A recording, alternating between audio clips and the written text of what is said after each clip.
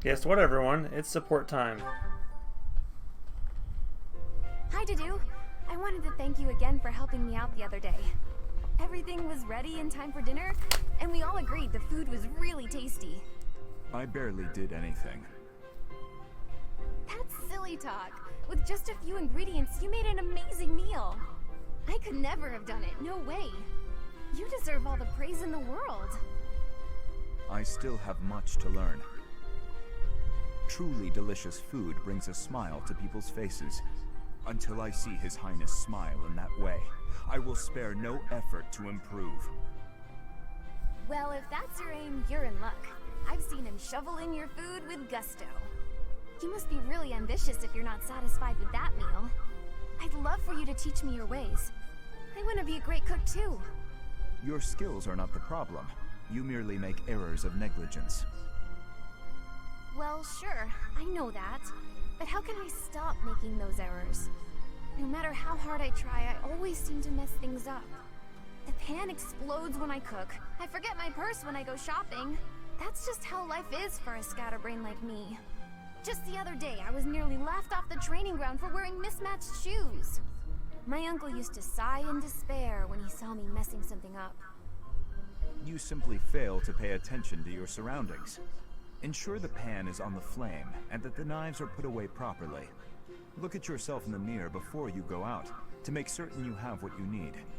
Everyone makes mistakes, but yours should be easy enough to correct. That's all great advice. Thank you, Dudu. You really have a kind heart. At first I thought you were so stern all the time. Am I that imposing? Well, a bit. Maybe if you smiled sometimes. All you have to do is lift up the corners of your mouth. Like this. See? I see. I will try it.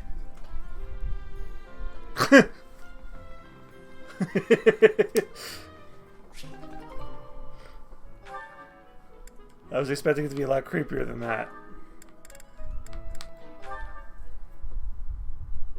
Nightfall? Already? Suppose I'd better wrap up. Good work with your training today, Ingrid.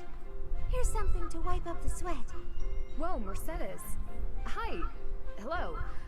How long have you been... Thank you. You're very welcome. I've been here since you started. Not long. Huh. Well, my apologies for not having noticed you. I get so caught up in training, you know. But why are you here? I can't imagine it was too terribly interesting watching me. I disagree. I just couldn't help but admire your training technique. I have to say, you are very impressive. I'm nowhere near as graceful as you. Graceful? I wouldn't say that, but thank you. If I'm to be honest, I'm the one who admires you. Goodness me? How so? You're always so put together. You hold yourself with such poise and have such a keen eye for fashion. I mean, even the handkerchief you handed me smells like... lavender, is it? It's just lovely. That perfume is a favorite of mine. I'm so glad you like it. Even the fact that you thought to put perfume on your handkerchief is delightfully foreign to me. I'd never have thought of that. I'll gladly share some with you. You're welcome to come visit my room whenever you'd like. We can have tea and chat. How does that sound? That sounds really nice. Yes. Sipping tea and having a chat. It's unlike me, but it sounds lovely. From now on, we'll meet up whenever we have time. We can go right now if you're free. Oh, no need to trouble yourself and rearrange things for me. It's no trouble at all. You'll never know if you're the type who enjoys chatting over tea if you never try. All right then.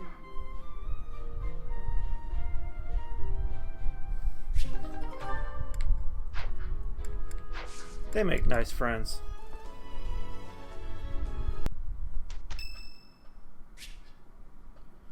End of the War of the Eagle and Lion is today. There's a special dish in the dining hall. Partake in the festivities? Yes. This looks delicious. Let's eat. Yeah, you just get it, Professor. This is my favorite.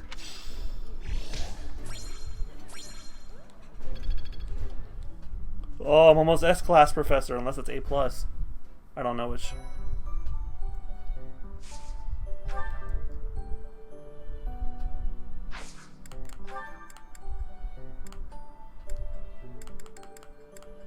Can anybody else be certified before I begin?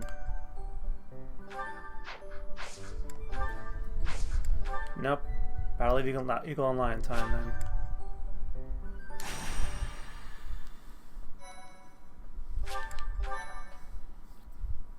My thank you so much.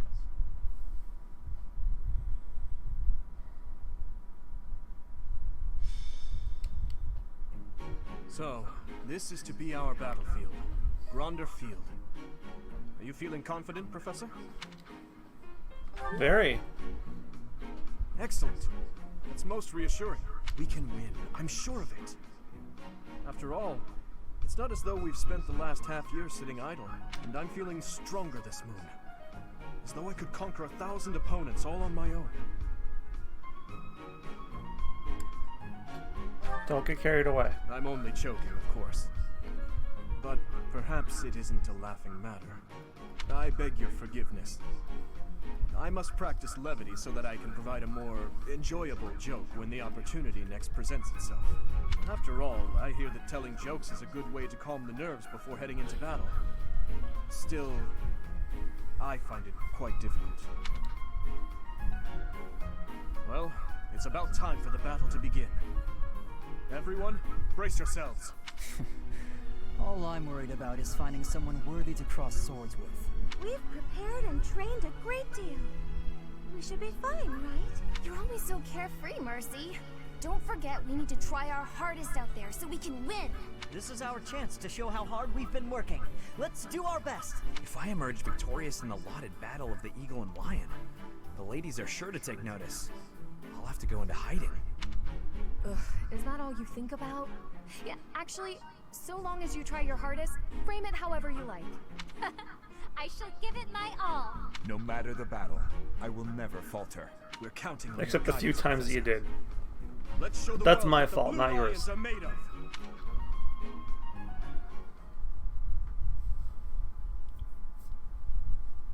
Sorry to trouble you.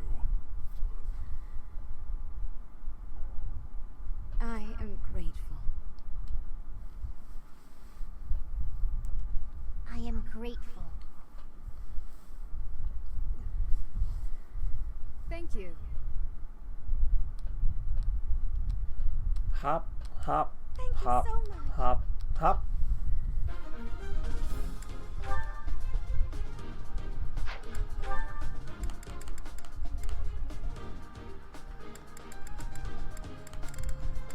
Why do they keep deciding my adjutants?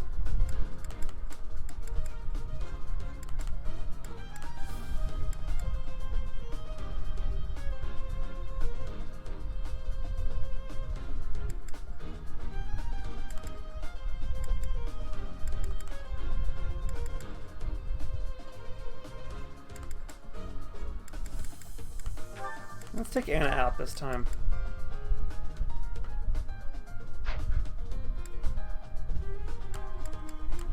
Well, come back soon.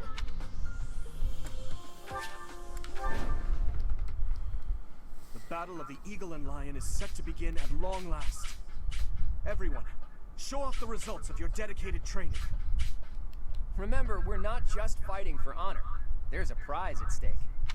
It's almost time to begin. Steel yourselves, everyone.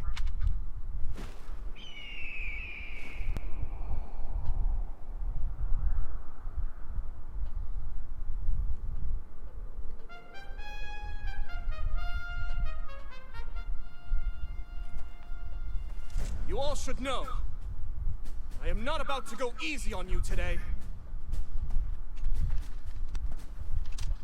As long as we can pull off the win, doesn't matter how.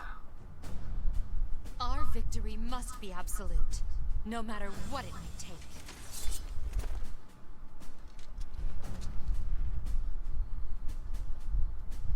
It is time. Forward, now!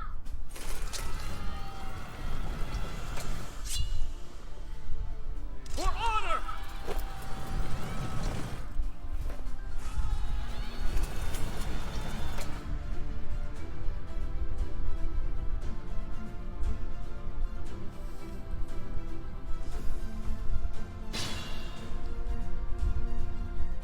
You can earn a reward if you defeat more enemies than other classes.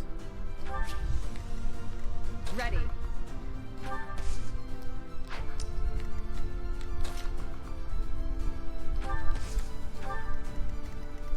I'm on it.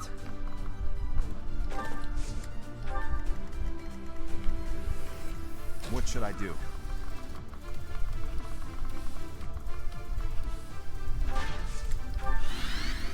Here goes. I'll cut through.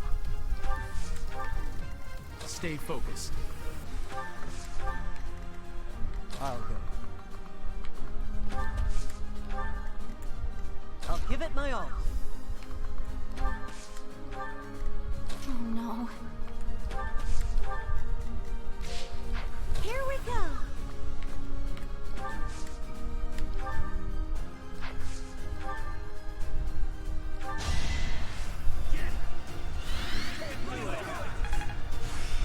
I'm getting much better. Oh, thanks.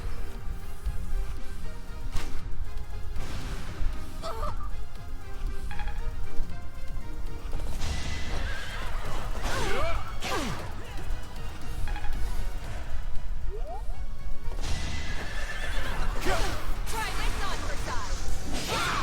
I did Gotcha. what I had to.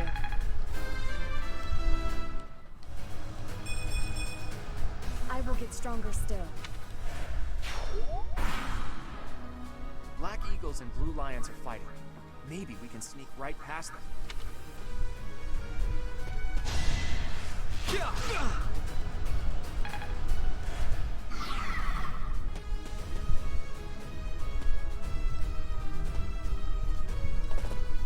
Ah, my old crew.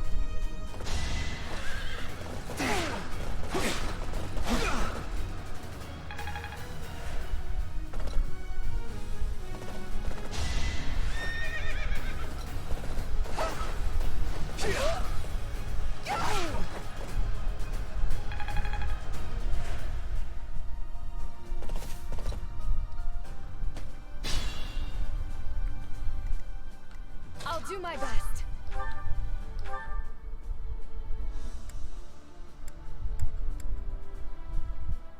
Let's turn the tables.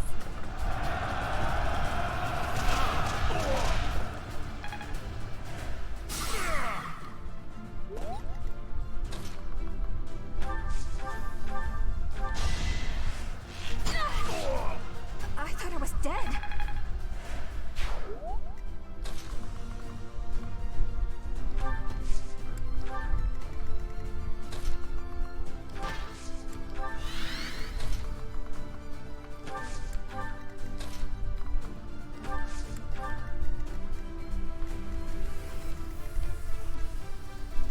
Careful, please.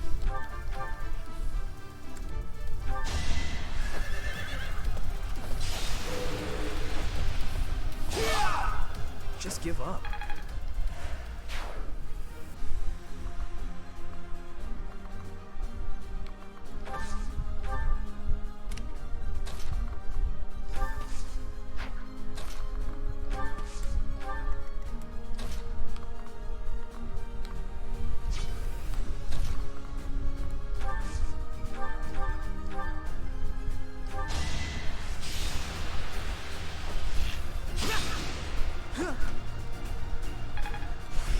So this is how it's done.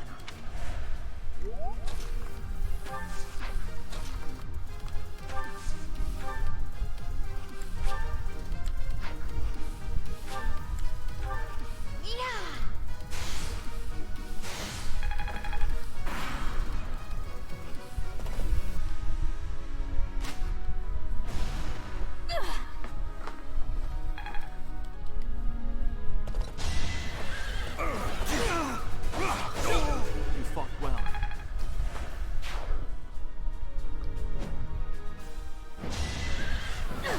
I will break. Gotcha. Luck wasn't with you. Did do does what did do. Do. Oh man, I'm tired and I just had my coffee. A stronghold for me to seize? Splendid. There goes Lawrence acting on his own. Guess we've got no choice but to capture the central hill and cover him.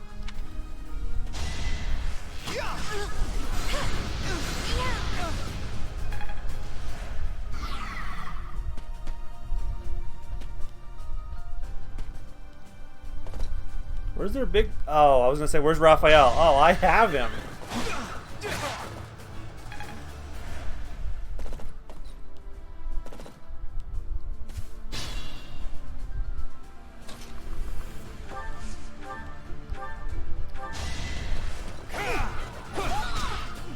That is that.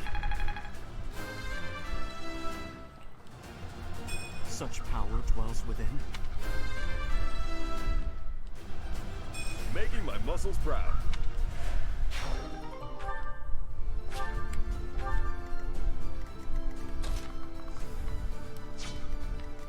It's dangerous.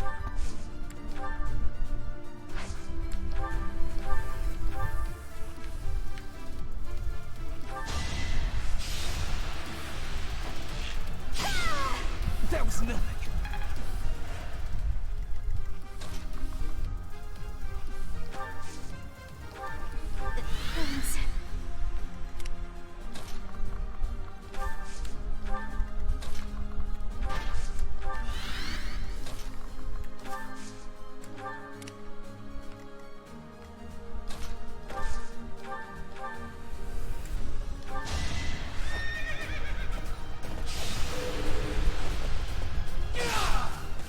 Be gone. Even though we were teammates in the last run. Oh well.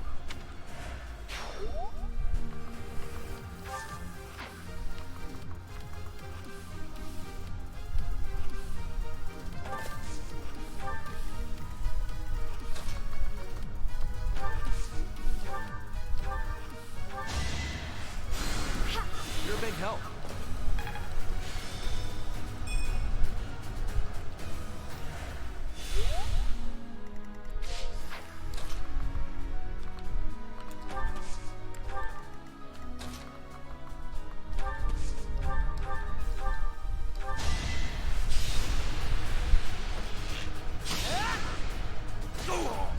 That was tough.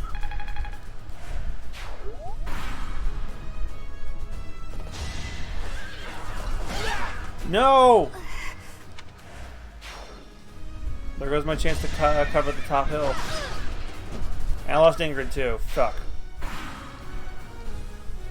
Hi, Ferdy, you're going down.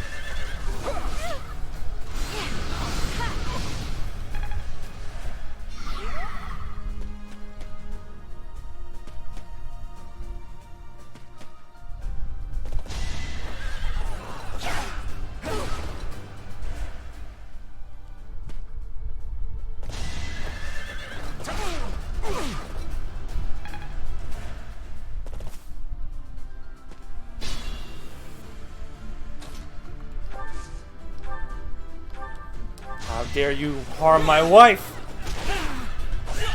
As expected. I'm on it.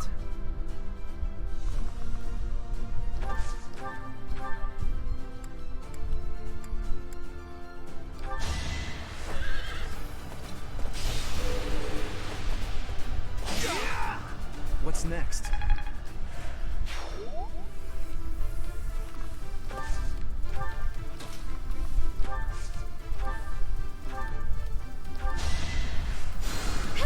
I owe you one.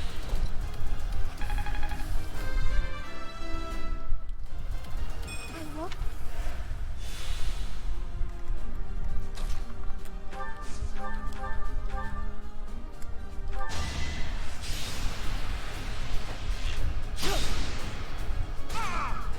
I must steel myself. I'm starting to see results.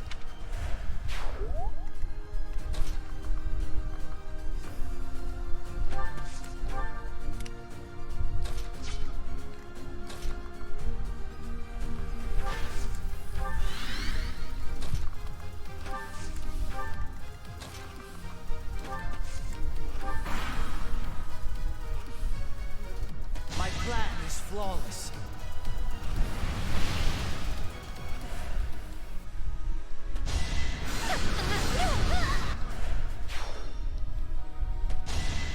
Yeah, I was upset that Leone was gone for a minute, but I remembered I'm not playing Golden Deer anymore.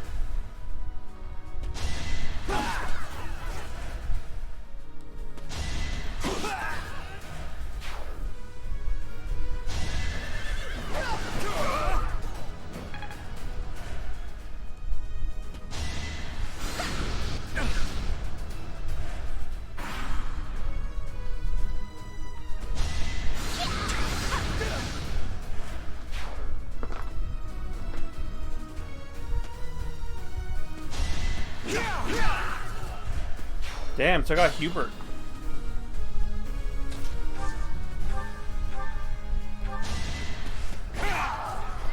Each battle a chance to grow.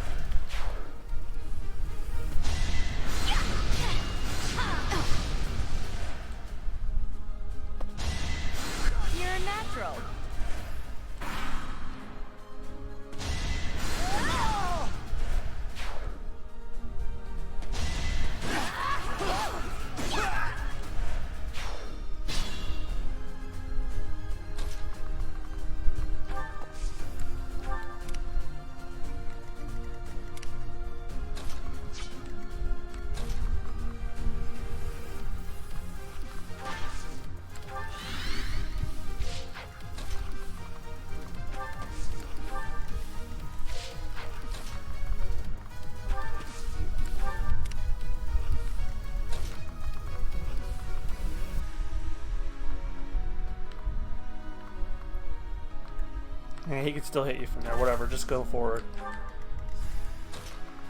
I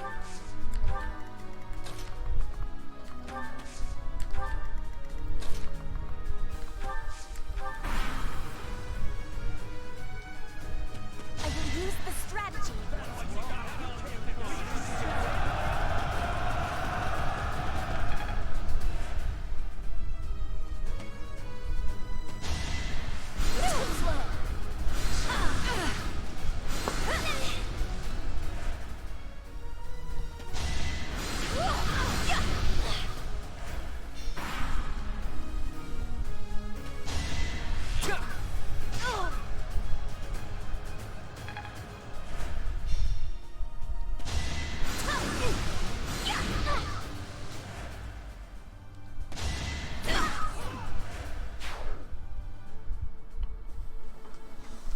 After success in the battlefield, morale for the Golden Deer has been increased. All members of their house have now boosted stats for the battle. Oh, fuck.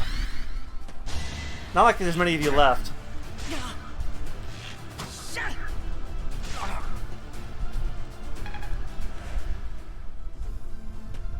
Once I take out Claude, maybe your morale will go down.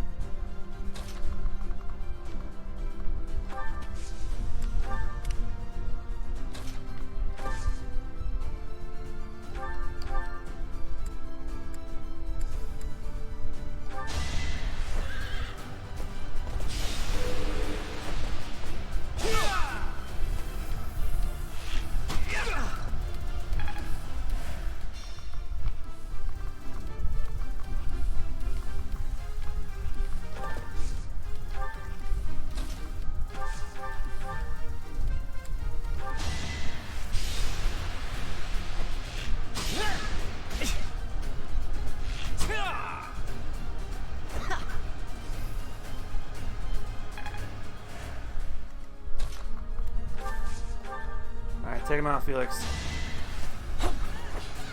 Oh shit! Well, one more chance.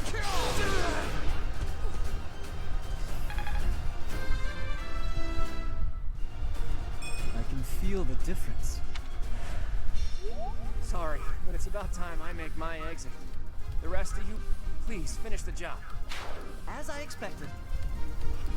Not so sure about this.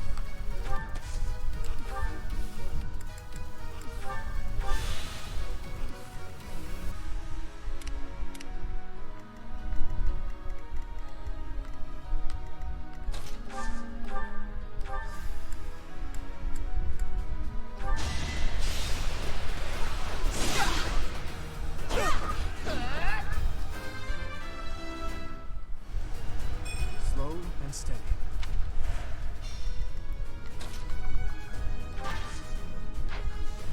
Bad idea. Thank you.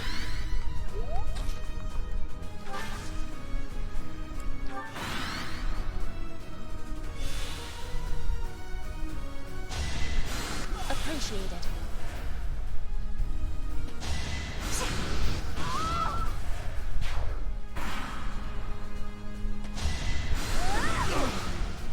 Holy shit.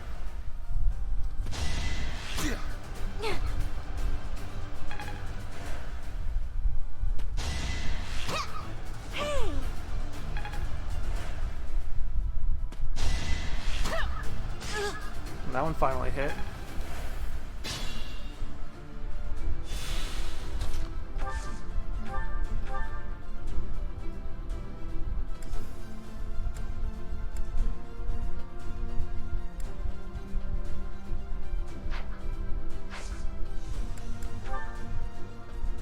It's time.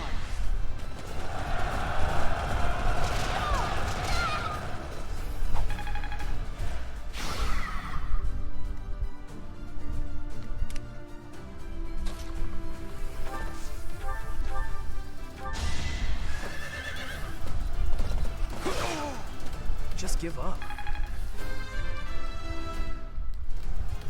This is what a real man looks like.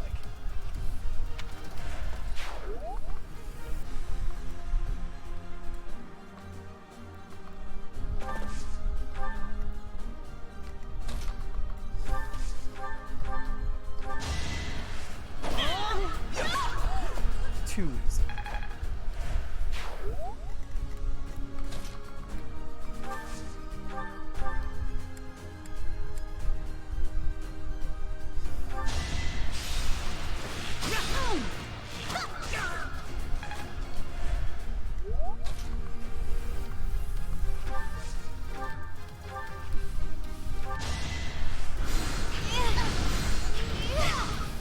Let's keep our guard up.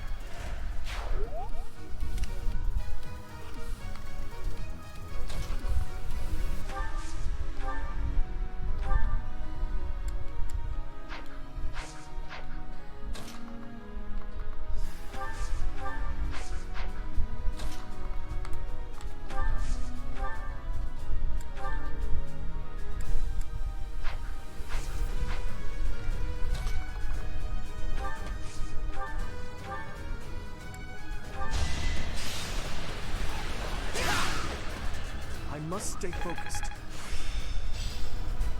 Each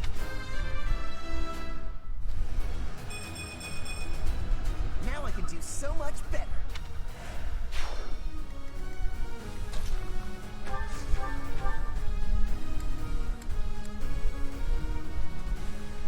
This is our chance.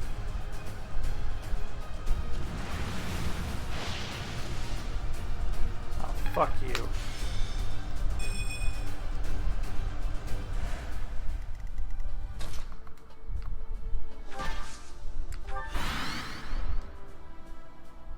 So, it is time to cross blades.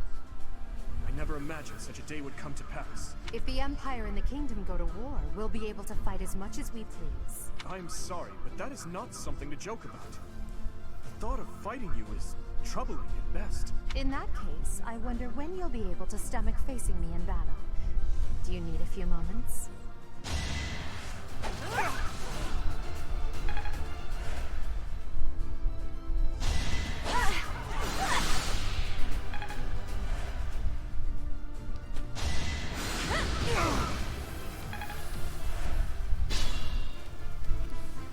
careful now.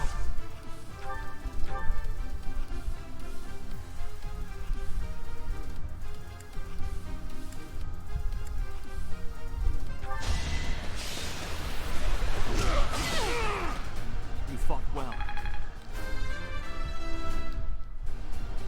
Another.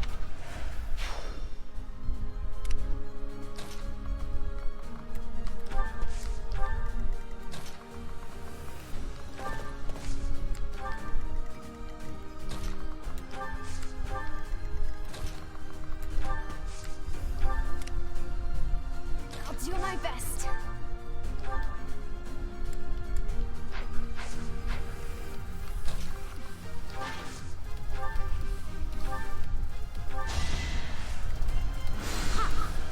No use. That didn't work.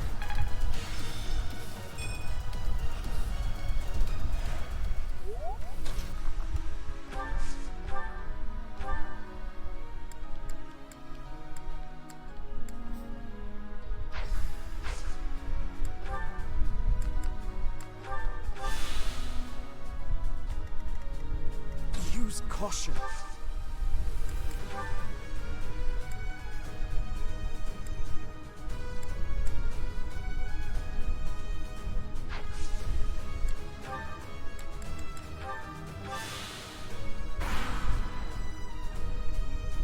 We won't hold back. Oh crap. No.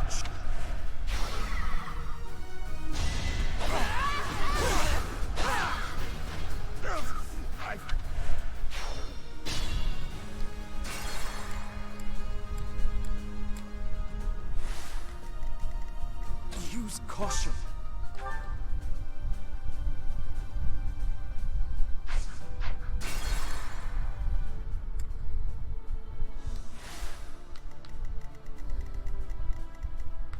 What should I do?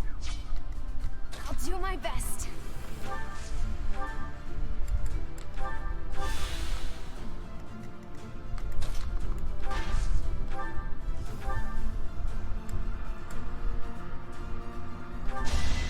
For His Highness! There we go. That's better. Had to be done. Yeah, run the fucking lawnmower while I'm recording, why don't you? Use caution.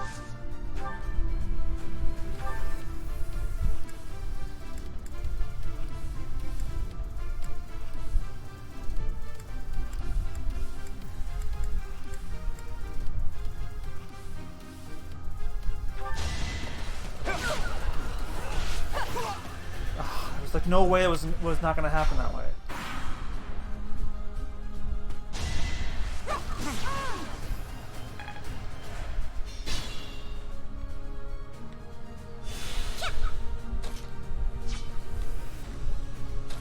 Flame, you didn't do that earlier because...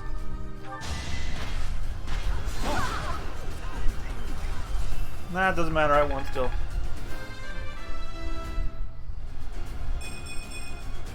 I will handle whatever comes.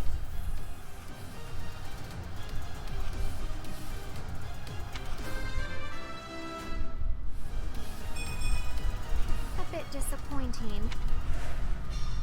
I hate to admit it, but it seems this is as far as the Black Eagle House goes.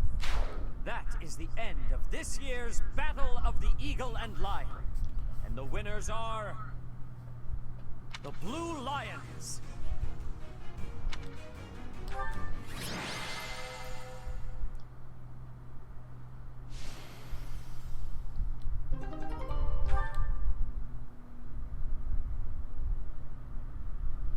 Honorable mention goes to the fucks mowing the lawn outside.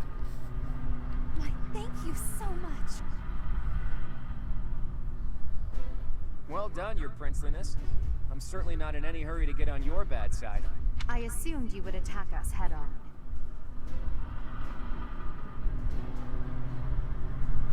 I clearly need to rethink my opinion of you. Well done, Dimitri. You both deserve equal praise for a battle well fought. Don't you agree, Professor?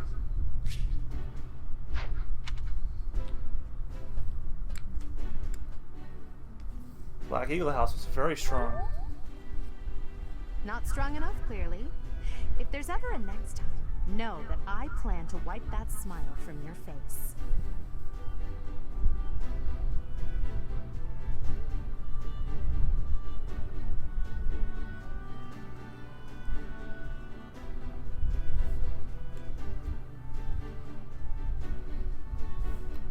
In any case, I hope the day never comes when we have to put this experience to use. I wouldn't mind. I'll accept a challenge from either of you at any time. I'm kidding, of course. That is nothing to joke about. The true battle of the eagle and lion is best left in the past. In fact, I wouldn't be surprised if they eventually change the name of this mock battle.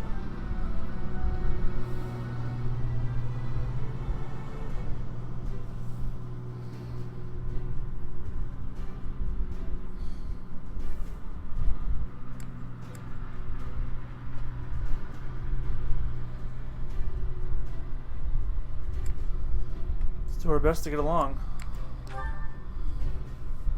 How admirable, Teach. On that note, I have a proposition. When we get back to Garrigmach, let's have a grand feast to break down the walls between our respective houses. And by a grand feast, I mean a fairly regular feast in the dining hall. You really value that kind of thing, don't you? Well, I suppose no harm can come from it. Count me in. I have no objections either.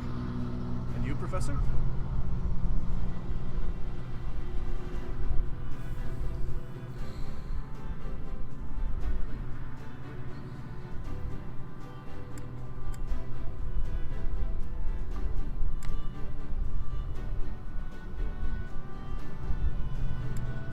We'll celebrate our victory. Oh, well, I'm not sure that's the point. Professor, was that a joke? You look so happy. I love seeing you like this. I suppose that look on your face is just another boon from this glorious day. Perhaps the best one of all.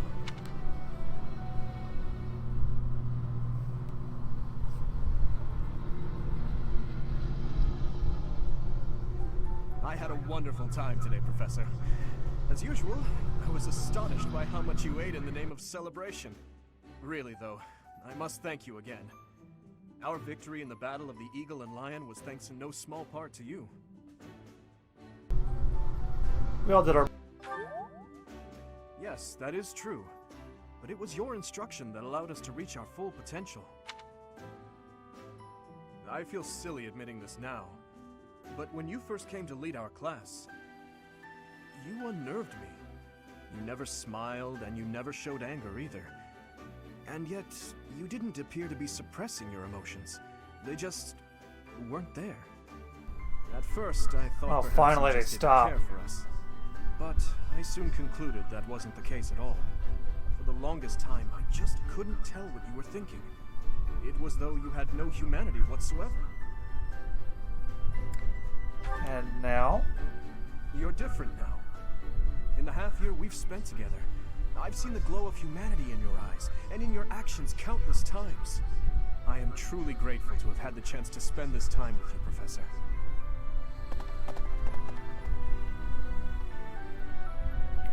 What are you two talking about? How dare you get chummy without Oh, us? fuck you! That's enough, Sylvain. Guys, I'm so sorry. They normally do this on Wednesdays, and this is a Monday. You as well. I have so many things I wish to talk to you about, Professor. Oh, me too. I have so much to tell you. And I want to thank you too. Honestly, Professor, I was only able to achieve so much because you were with us. Ash is right. You're irreplaceable to us, Professor. Yes, that! Without you, the Blue Lions... Well, we wouldn't even be the Blue Lions at all. Except for the blue part. Because we'd be sad. I suppose there are worse things than fighting at your side. I have had the opportunity to experience much. Please allow me to offer you my gratitude once more, Professor. As you can see, you have our trust as well as our admiration. I look forward to spending the rest of the year with you. Good. Then let's give it our all this year. Anyhow, it's getting late. We had better return to our quarters and get some rest.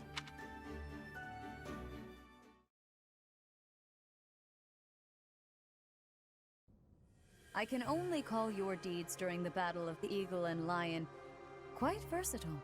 Comparing against their performance at the mock battle of the Great Tree Moon, the students have grown significantly.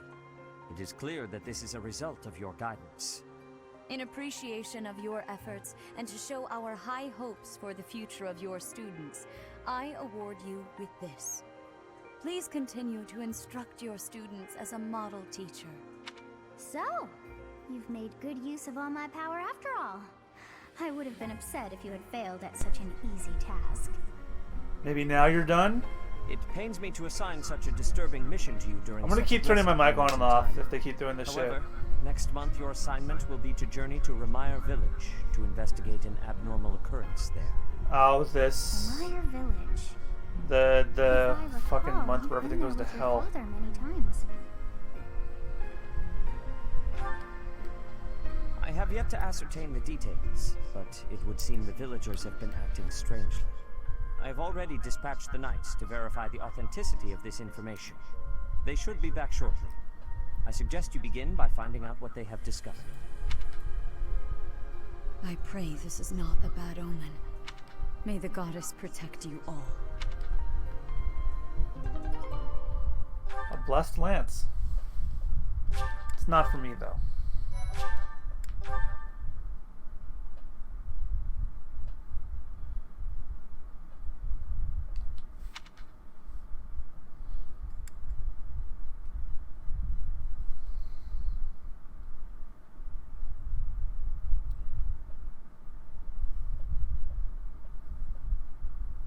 Well, it's a good thing the next thing I'm going to be recording is, or doing is the exploration, because if they're going to keep mowing the lawn, then I'm not recording that. I'm only going to record the Remire Calamity and the support cutscenes.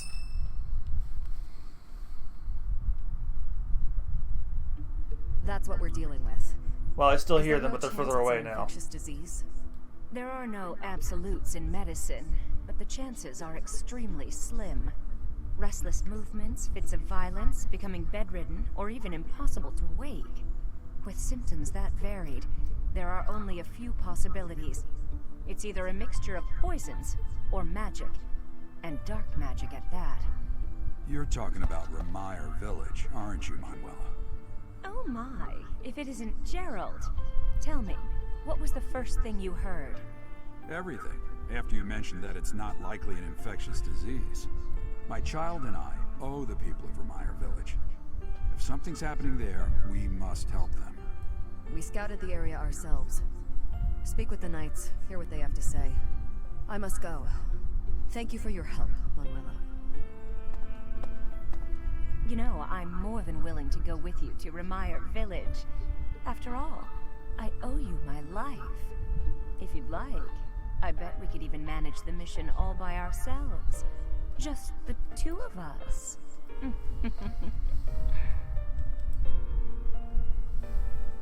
That's nice of you. Professor, a bit of a tease, are we? A girl could get used to this side of you. Nice try, but I'll be going to the village as well. Enough nonsense. It's time to move out. As you like. Goodbye, Gerald. Goodbye, Professor. I'll be in my office making preparations. What about you? If you have the time, it would be helpful if you could go ahead and talk to the knights.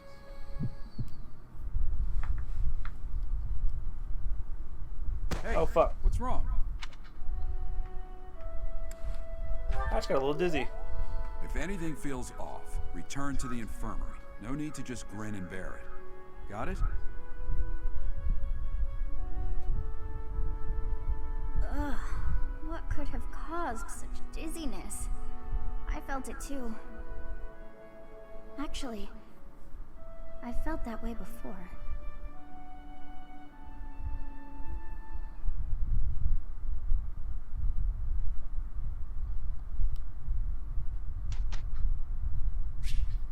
Oh, going right to the instructions, are we? Alright, well, we'll be back another time. Honestly, I'm surprised. I've heard it's been a few years since you last donated to the church. That was merely because of the financial situation of my territory. I assure you it has nothing to do with my dedication to the church. By the way, Dimitri, isn't Edelgard currently enrolled at the Officers' Academy as well? Yes, she's in the Black Eagle House.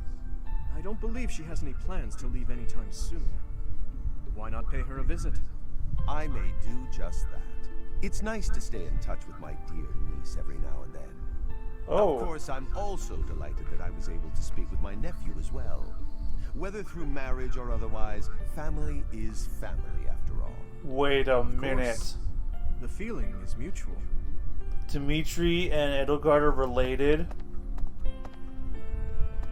Professor, oh. If you were watching, you should have made your presence known. Who was that? Lord Arundel, the regent for the Empire. He is also Edelgard's uncle. He called you his nephew. My stepmother was his younger sister. We are not related by blood, but he is technically my uncle. Through marriage, I get it. So, you and Edelgard... Yes. My stepmother was Edelgard's birth mother. Edelgard and I are siblings by marriage. Your step-siblings. We can delve into that topic another time. For now, let's make preparations to investigate what's happening in that village. Oh dear. The princess of the Empire and the kingdom's prince are kin. How very odd. So that's why he was worried about her. All beings are attached somehow to those who are their family. Yes, even I. I must have had a family too. I wish I could remember them. My family. I wonder who and where they are, and what they're doing now. What is it with Cassandra Lee Morris playing powerful beings who have lost their memory? Before, correct?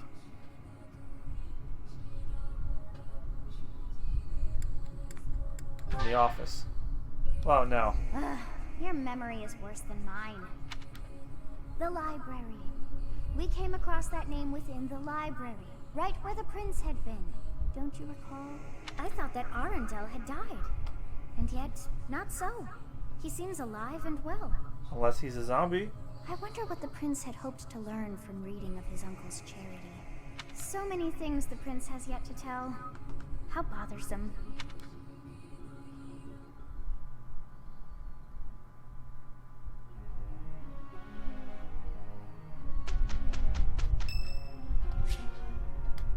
Linhart's birthday.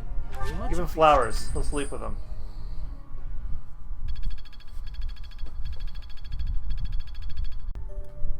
Oh, before I'm done recording for the day, we got some supports. Felix and Ingrid. Felix, there you are. I've been looking all over for you. Time for our tactics lecture. You'll be there, won't you? Those things are such a waste of time. Nonsense. You're going to be there. Must I? Why is this such a chore? You went last time.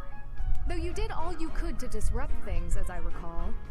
Brazenly rambling on about clear-cutting a nearby forest to secure a marching route. And attacking an enemy base, stealing their horses. You were incredibly disruptive, and even rude. I was offering my honest opinion. Then, you left before we were finished. What do you suppose happened Felix after is secretly that? a Twitter reply guy. Well, the conversation got quite lively. We all began breaking down the viability of your somewhat maniacal plan. And apparently, similar tactics have been used to turn the tides of historic battles. That may be an exaggeration. Successful armies must be able to handle unexpected situations. That starts with weapon mastery and creative tactics. If you didn't have so much battlefield experience, you wouldn't be capable of such unique strategies. Which is why we need people like you. People who think creatively to lead the army. Now you're just massaging my ego. When have you ever minded? We need you there. Just come on. Mm-hmm.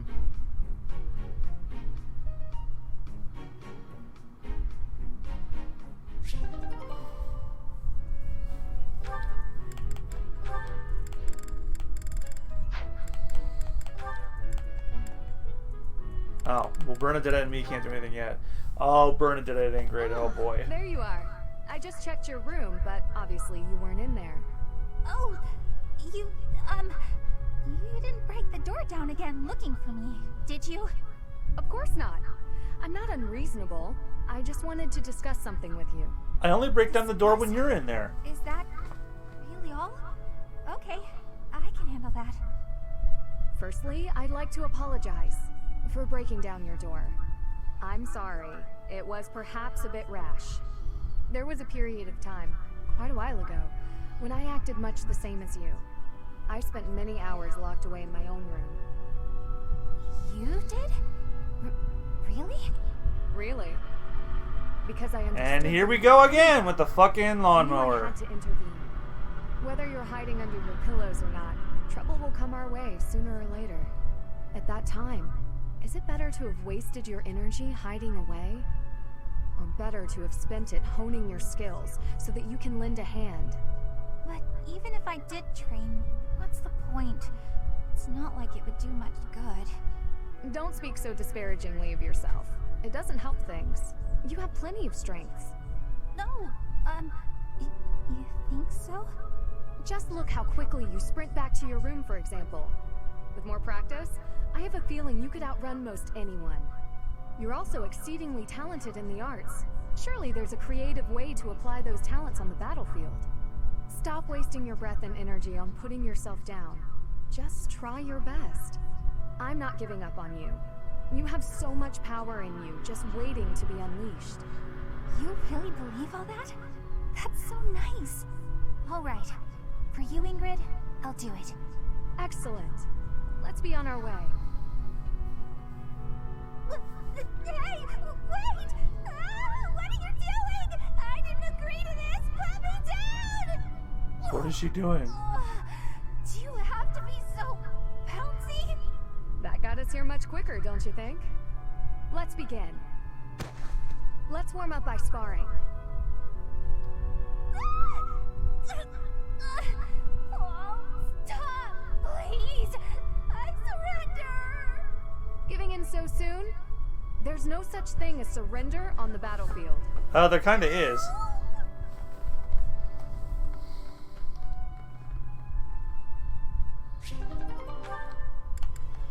Well, that happened. Mercedes, you look divine as always. Are you off to pray? Oh, hello, Sylvain. I was just on my way to pray. How did you guess? Well, because I've been watching your lovely... ass. Oh, I get it. You're the type who's always looking at girls, aren't you? I won't lie, I do enjoy beholding women, but I don't mean it like that with you. I know I sound like a dope. I think you're special. Oh, really? You think I'm so clumsy that I need someone to watch over me. Is that why you can't take your eyes off me? You're beautiful, and I mean that. You're... how can I put it without sounding even worse? Okay, here goes. I want to get to know you better. As friends, I mean. I don't know where to begin. Well, what's something you like? I like to pray. I've been praying regularly since I was a child. You grew up in the Empire, didn't you? That's right. I was raised in House Bartels. Bartels? I thought you were born to House Martreats. It's a complicated story. I'm not sure that it's a very interesting one, but I'm happy to share it with you. I don't mean to be nosy, if it's too personal. Oh no, I don't mind. I wasn't trying to hide anything from you. House Martreats fell shortly before I was born. Oh. My father passed away while my mother was still pregnant with me, so she had nowhere to go. After I was born, my mother ended up marrying the head of House Bartels. Shortly after, my mother bore a true Bartels child who bore a crest. She and I were treated as though we were no longer useful to the family after that. You think the Bartels were just using her to secure a crest? They must have been. My mother and I were removed from the family and forced to flee to a church in the kingdom. I abandoned the Bartels name and took up our old family name again. So you grew up in a church. Okay, it makes more sense now why you're praying all the time. Yes, oh, praying. I forgot that I was on my way to pray. Right. And I interrupted you. Despite growing up in the church, I'm still one of the only gay options in the game. Funny how that works out. House Bartels wanted a crest, and ruined other people's lives to get one. These idiots are all the same.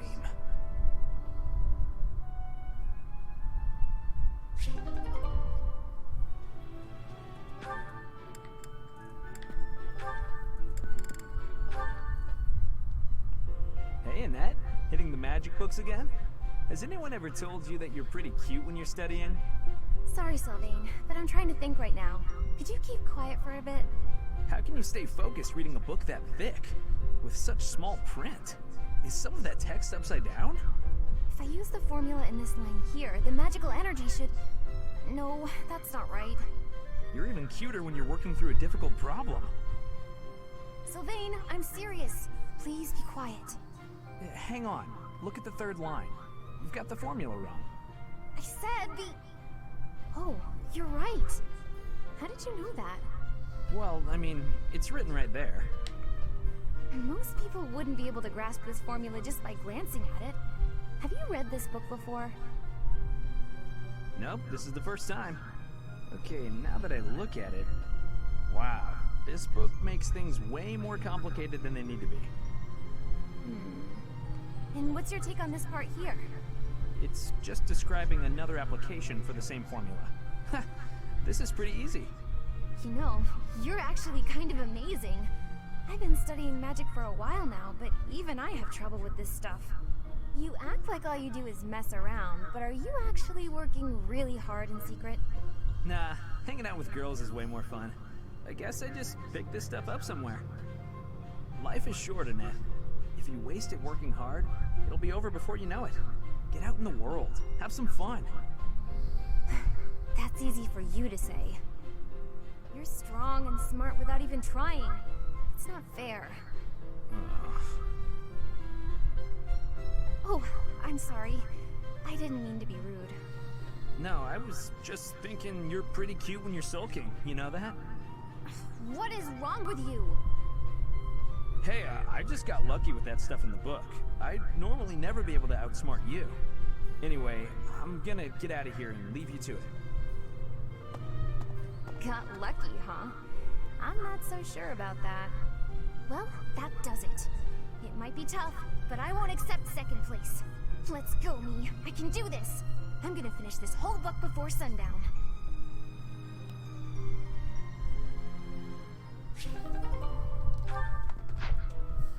Alright, so that's all the supports.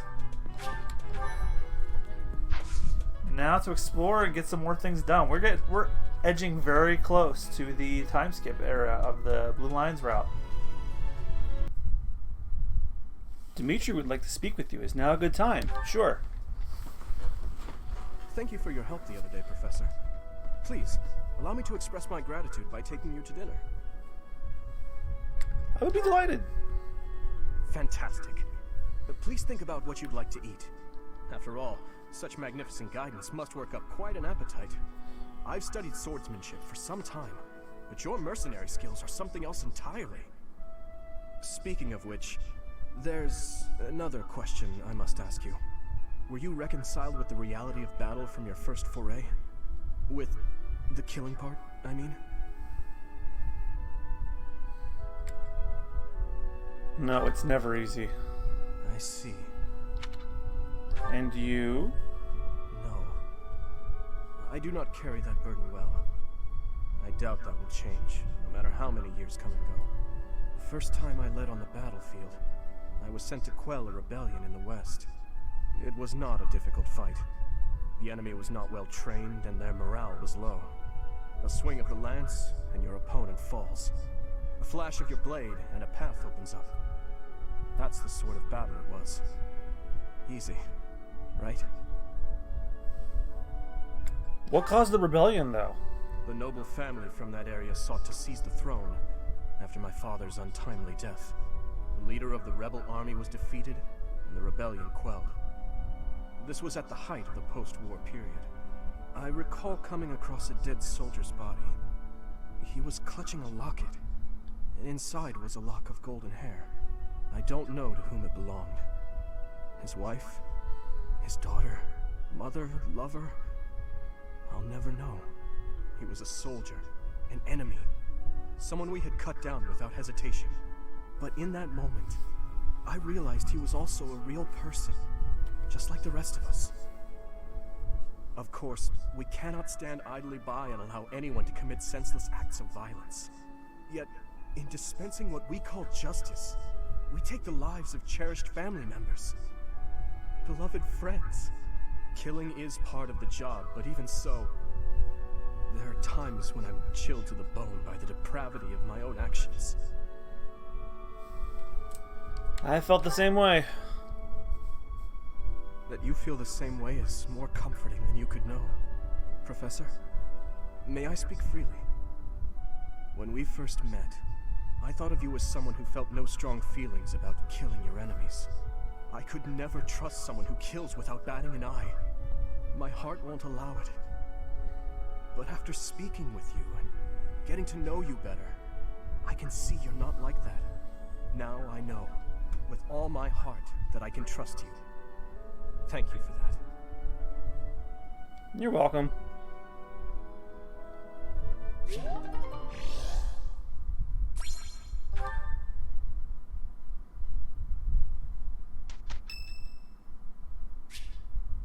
You're curious to know how Ingrid's doing. Go for a visit?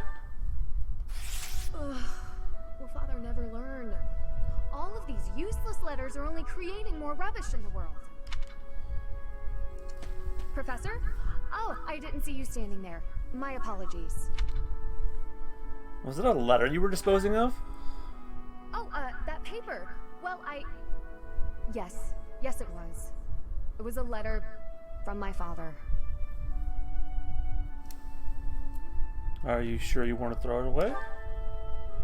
I understand where you're coming from here, but I have no need of such things. It isn't like anything of importance was written on it. Curious?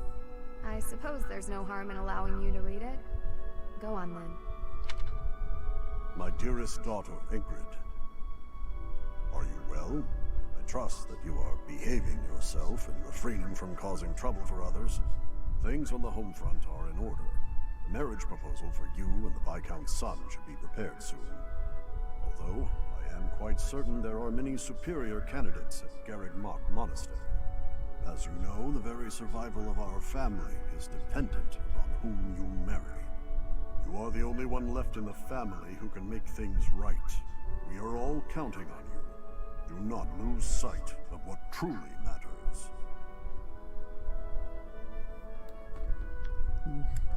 A letter about marriage prospects. Yes. Perhaps you found it somewhat entertaining. Not really. I told you that we've never been very well off financially. My noble family, House Galatea, branched off from House Daphne in the Alliance. Shortly after, we were lucky enough to receive the support of the royal family, allowing us to attain nobility, to some extent. But the territory we watch over is poor, its harvest meager, and our noble blood too has grown thin. Neither my father nor my brothers bear a crest. I, however, do bear a crest. Because of this, my father sees me as our family's one hope for the future. A crest is highly prized among nobles. Were I to marry into a greater noble family, that financial support could soothe our woes. What an awful way for him to treat you. Thank you, Professor. Your sentiment alone is a great comfort to me. Despite my own feelings, I understand his approach to all this. It isn't that he doesn't care for me.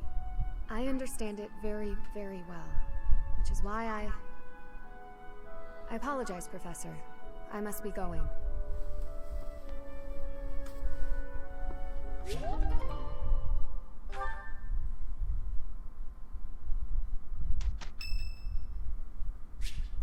Flame wants to speak with me now.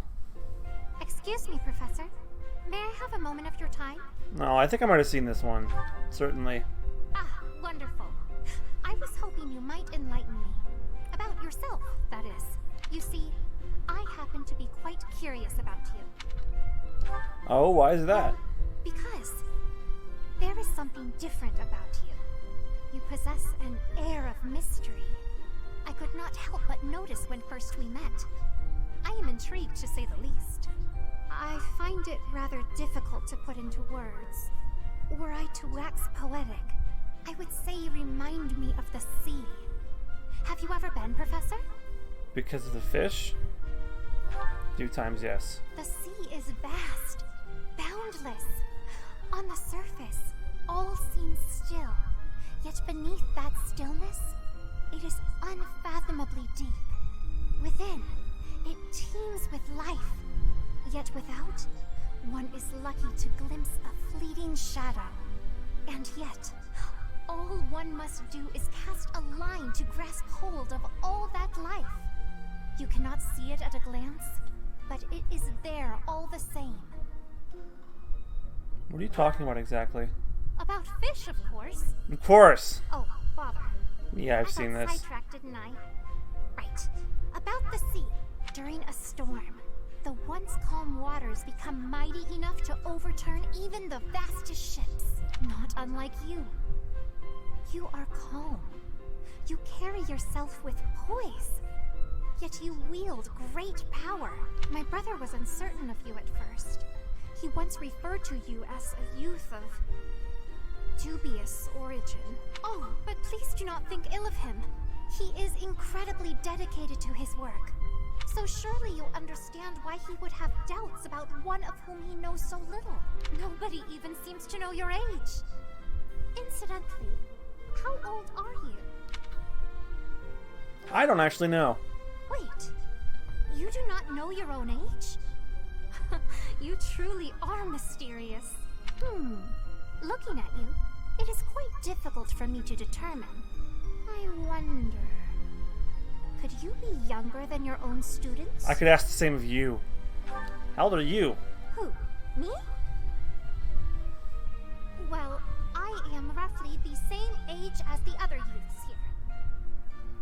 You look younger than the others, though. Be that as it may, it is simply not the case. Oh, by the way, you should know I had actually been considering enrolling in the academy for a while.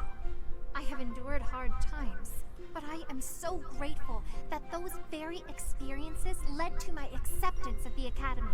Oh, my apologies. I am sure you have much work to do. I will not keep you any longer. We must speak again sometime, if that would be all right. Have a lovely day.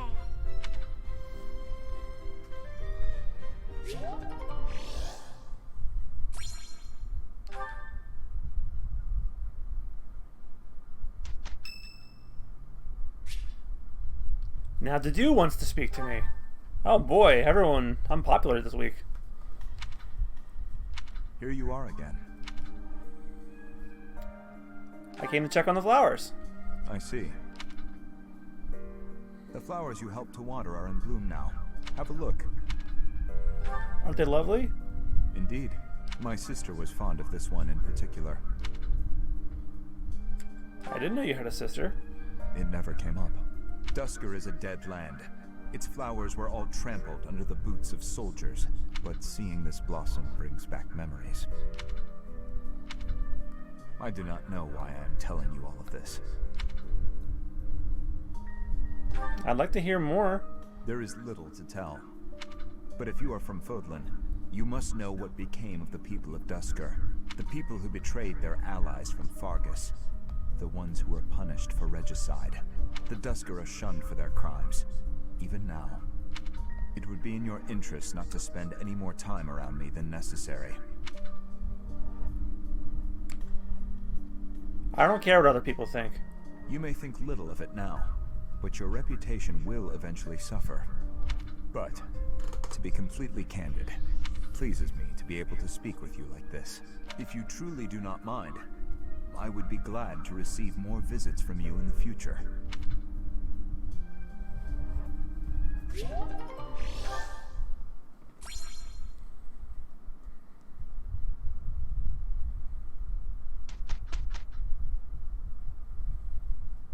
Let's go.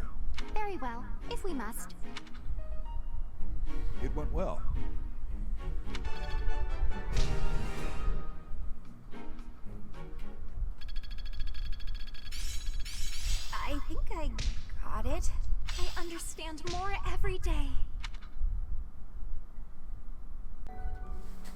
To do and Flayne. Oh, this should be real fun. Tonight's meal looks exquisite. Time for me to make the most of this opportunity. Are you alright? Slow down. Your dinner is not going anywhere. I am not sure it is your business to tell me how to consume my meal. You must admit this food is absolutely delectable. I have not eaten something this tasty in ages. Well, good. I suppose my enthusiasm is a tad overwhelming. Do you happen to know who cooked this meal? I did. You were the chef? Today? Yes. I do not think I have ever been brought to tears by a meal. Oh, Dedu, you are a chef without peer. Why, that was truly more delicious than anything I have eaten in all my years. I highly doubt that. No need for modesty. I could certainly never make anything even remotely so delicious. That gives me an idea. Will you please teach me how to cook such delicacies as the one I ate just now?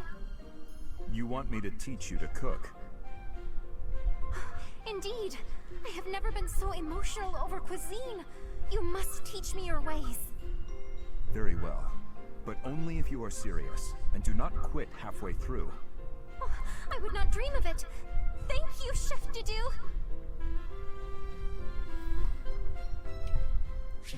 Oh, that was... Mercedes wants to talk to me. Let's go for a visit. You there, youngster. Won't you listen to this old man's troubles? I was born and raised right here in this town. I spent my whole life here. You must be important because you have a portrait. The Empire. She sent me a letter to ask if I was keeping up with my daily worship. Why are you smaller than me? Professor? Is this a friend of yours? I don't know him. Is that so? I was sure you two knew each other. Is there something we can do for you, good sir? Oh, what a lovely young lady. I was just telling this kind soul a story. Really? What's troubling you? Well, I was thinking of going to daily prayer, but my leg's been acting up and I can't walk properly. How terrible. Could you give me a That's nothing piggyback at all. ride? May I be of assistance? I'd be happy to lend a shoulder and escort you to the chapel. Would you? Oh, I'd be most grateful to you. Thank the goddess for sending this young lady to me today. We'll need your help too, Professor. Here, sir, take my arm. Splendid work, Professor. He really seemed to appreciate our assistance. Now, how's he getting out of the church?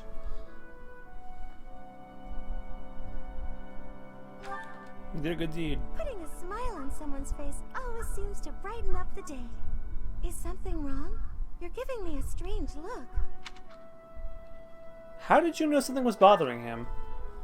Oh, how should I put this? I suppose it's just second nature to me. What do you mean? It's difficult to describe, but I can usually tell when someone is worried about something. Back there, I could tell that both you and the old man were in distress. Well, he was. I was just like, My what? life living in the church. Maybe that's why I'm so good at identifying these things? Living in the church. Did I not mention that before? I spent nearly 10 years of my life in the Church of Fargus. Many came to us with their troubles. In my own time of need, I once ran to the church myself, and they helped me. May I share something with you, Professor? It's about a dream of mine. What is your dream? I'd like to work in the church one day. I want to be like the priest who helped me. Never mind. It's not a very realistic dream. Please forget I said anything. If I were someone else, perhaps a commoner without a crest or stature, maybe things would be different. It's a bit sad, but this is the way things have to be. After all, only the goddess can decide our fates.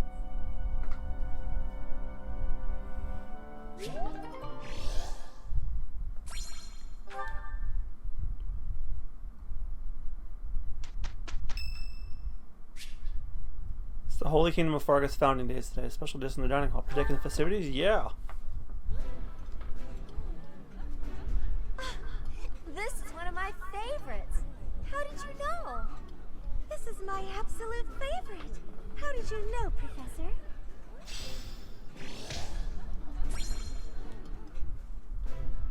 I don't know. The game just randomly chose you.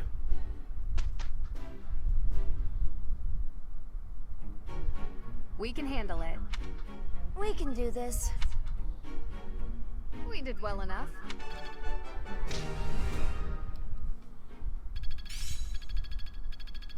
Each new experience is an asset. As long as it makes me stronger.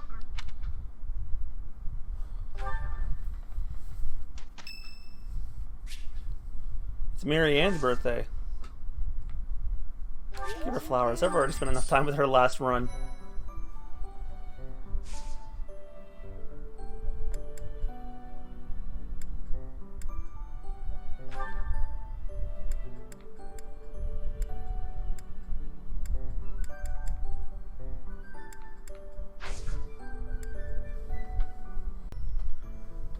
And here we are at the Remire Calamity. This is where the story gets interesting. A pattern of strange occurrences in Remire Village has suddenly erupted into something far more serious. Oh boy. Well, not the big part, but this is like, I feel like things will like really start to take a turn for the worse.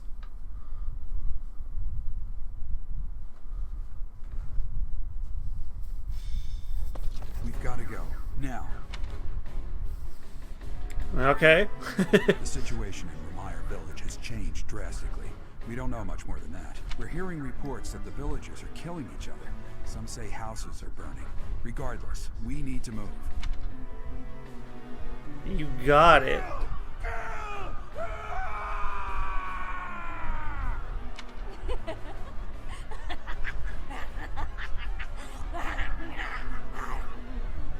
Help! Somebody please help! What's going on here?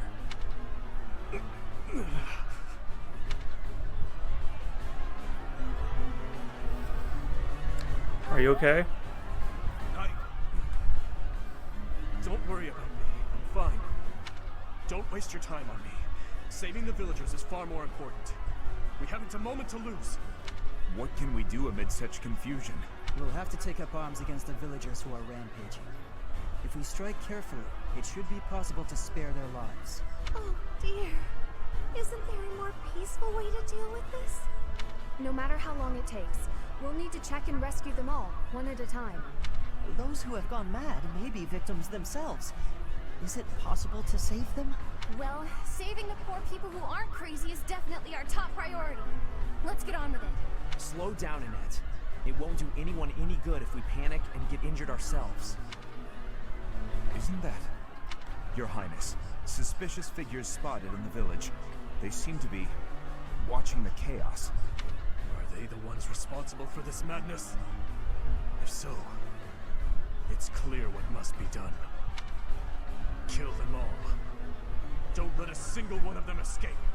Sever their limbs and crush their wicked skulls!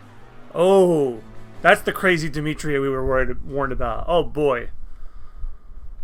Oh, okay, so I was wrong. Things took a turn right here.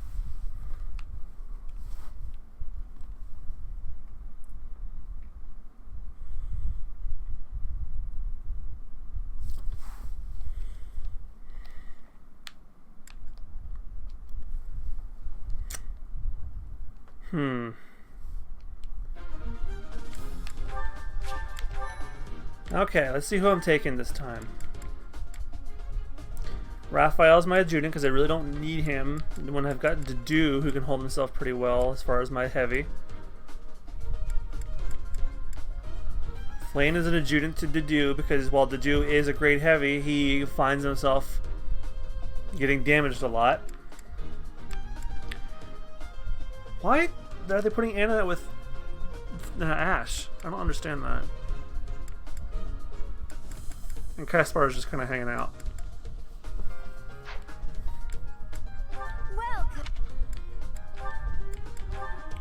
Alright, replenish the battalions. Repair any and all broken weapons. Fuck.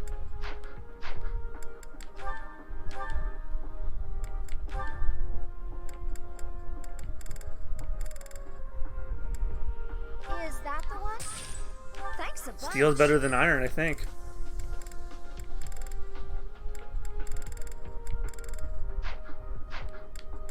Do I have some bullions I can sell now too?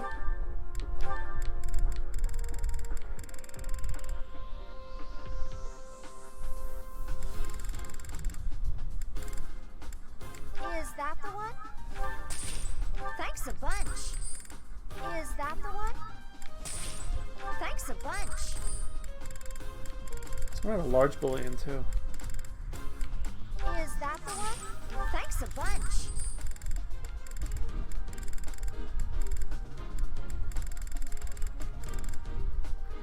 Must have been my imagination. Come back soon.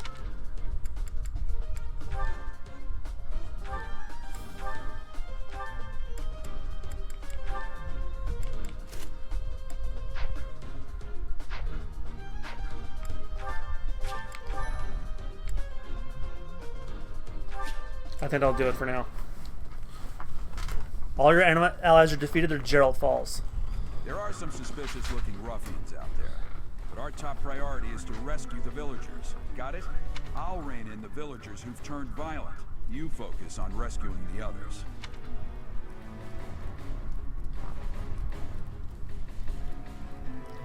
Save the villagers that are being attacked by the rampaging villagers. I'll cut through.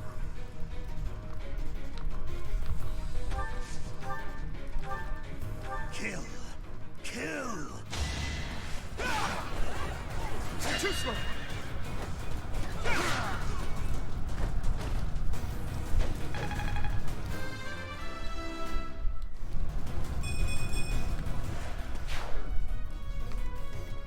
I'll go.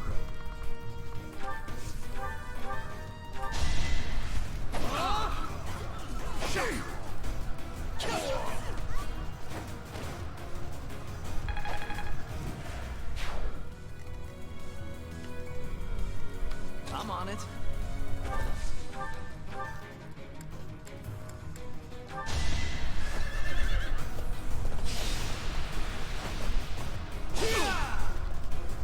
Easy.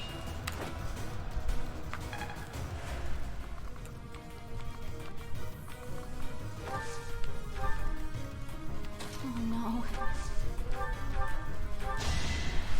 What's happening?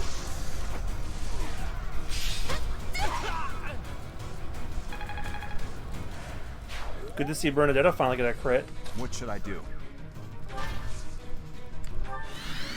I'll give it my all.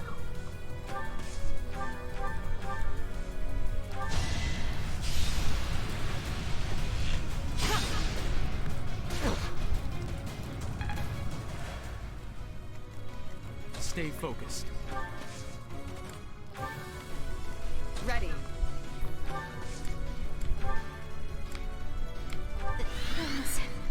Here goes. You saved me. Here we go.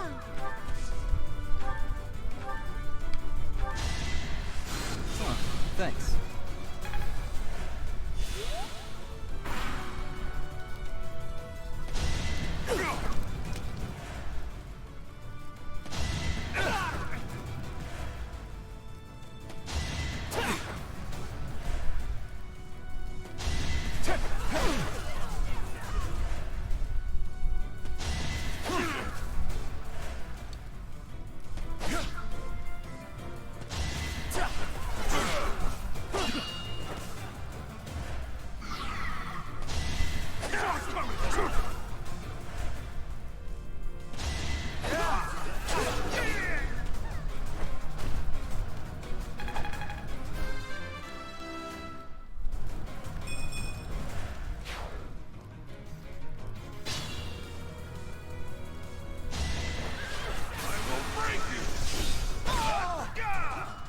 Was that the first time I saw Gerald's crit?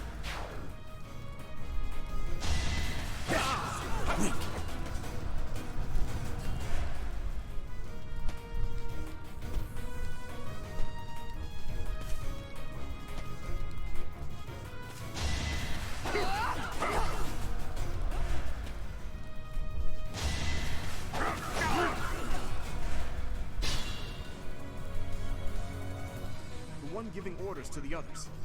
Isn't that Tomas, the librarian?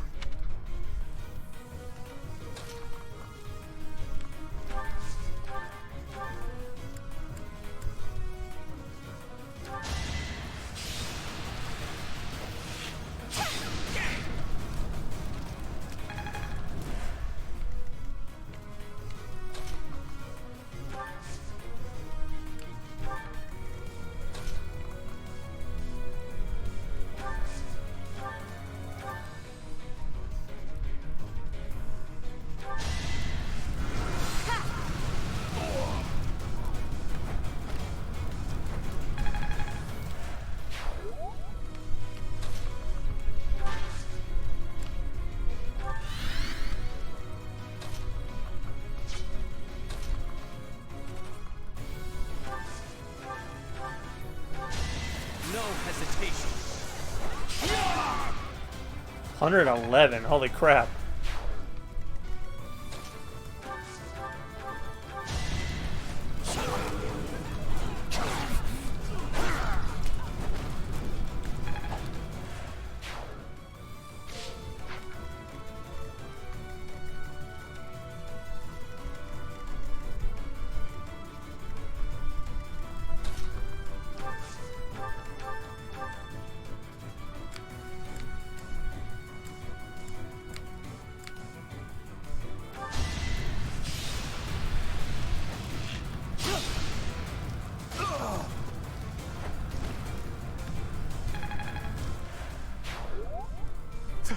Thank you.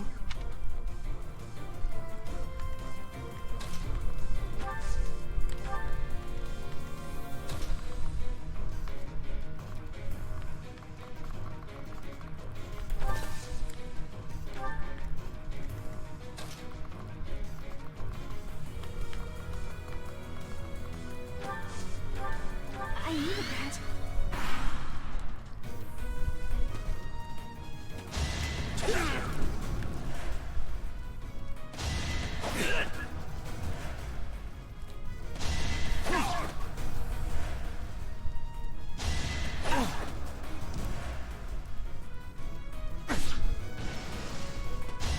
You saw that coming. Right where I was.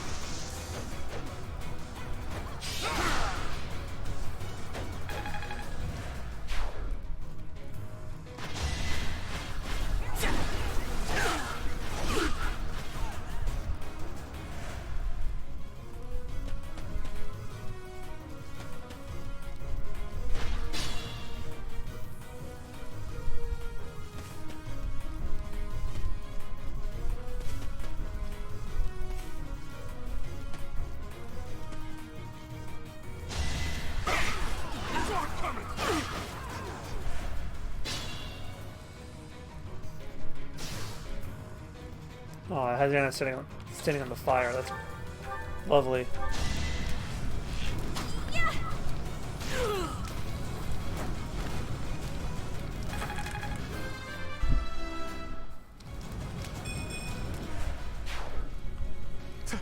Thank you.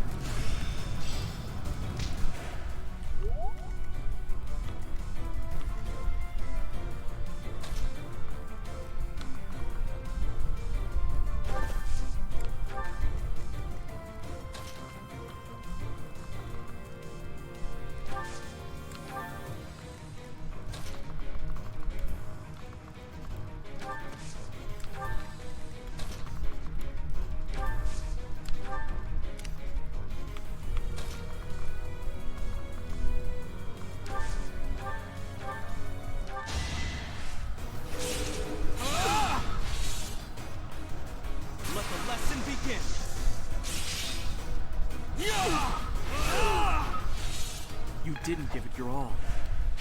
Keep it up.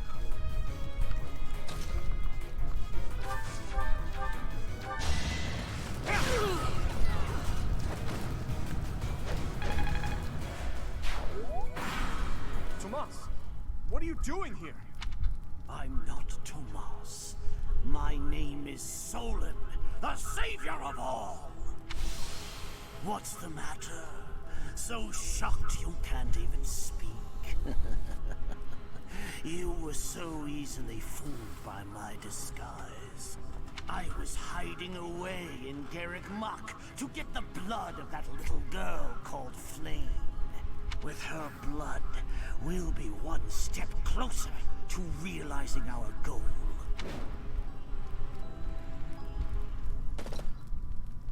Man, shit, Death Knight's here too. That's the Death Knight. He must be an ally of Tomas, or Solon, or whoever he is.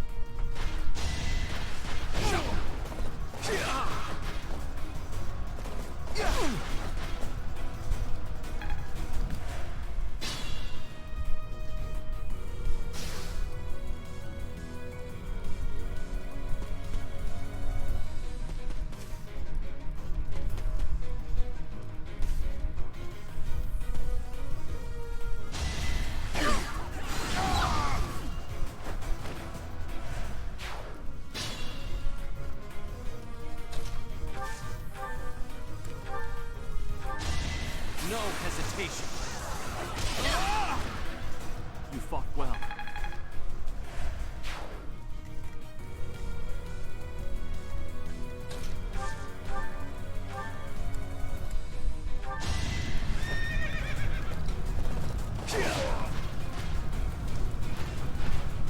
Just give up.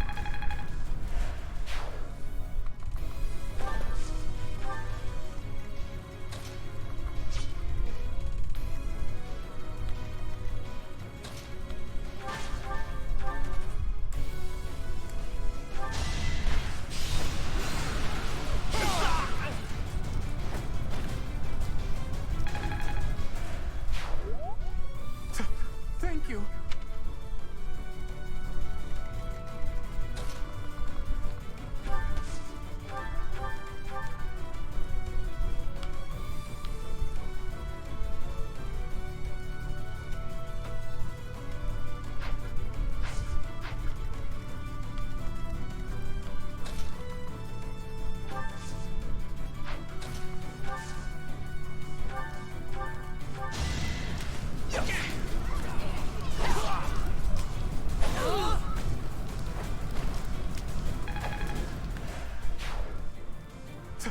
Thank you.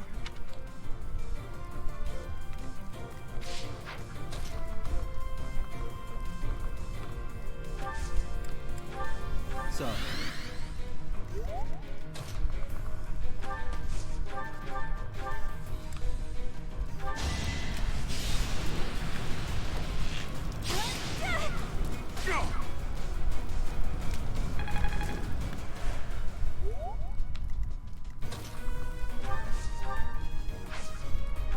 Well done.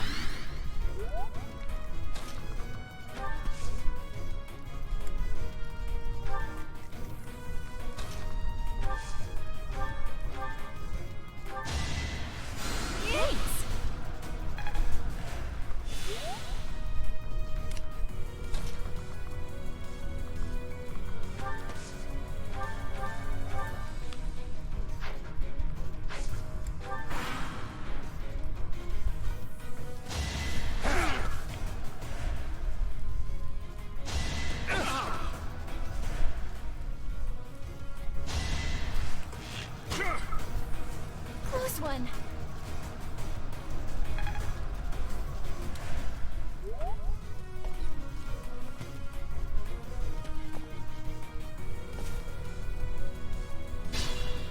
Ah, more of these fuckers.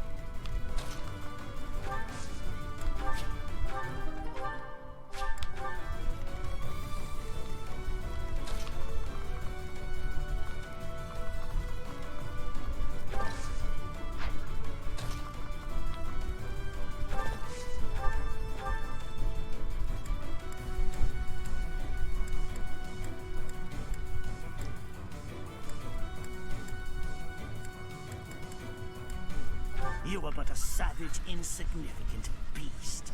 Yet you think you can kill me?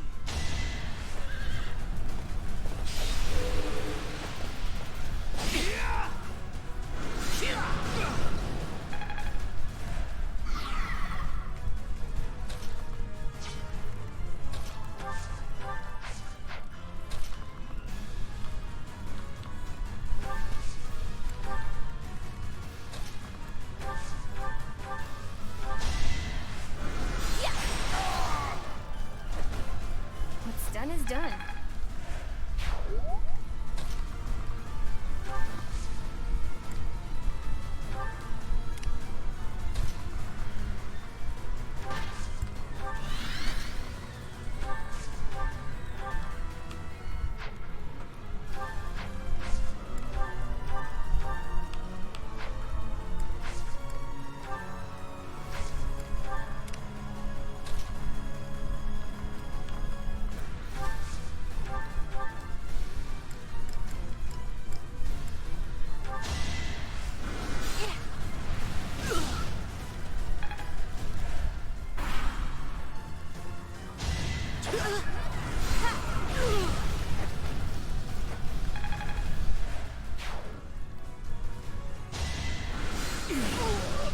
Bye, Sylvain.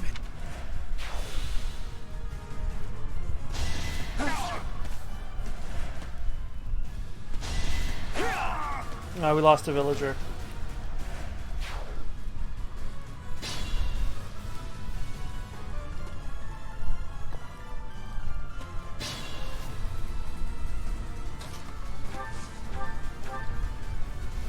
Ah, the cursed Fellstar. This will be a fine opportunity to measure your power.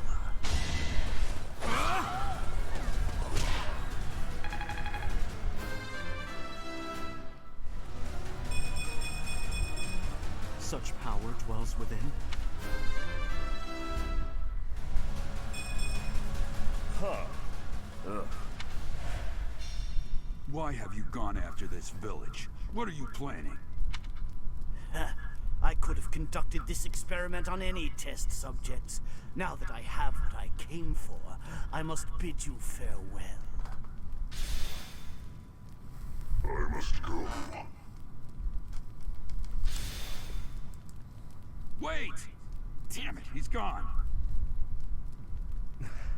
I will survey the village. There may still be some survivors.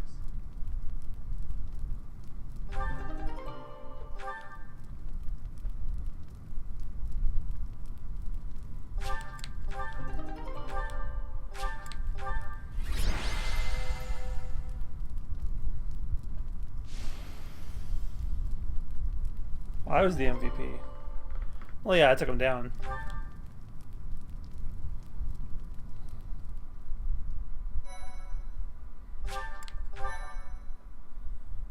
My thank you so much.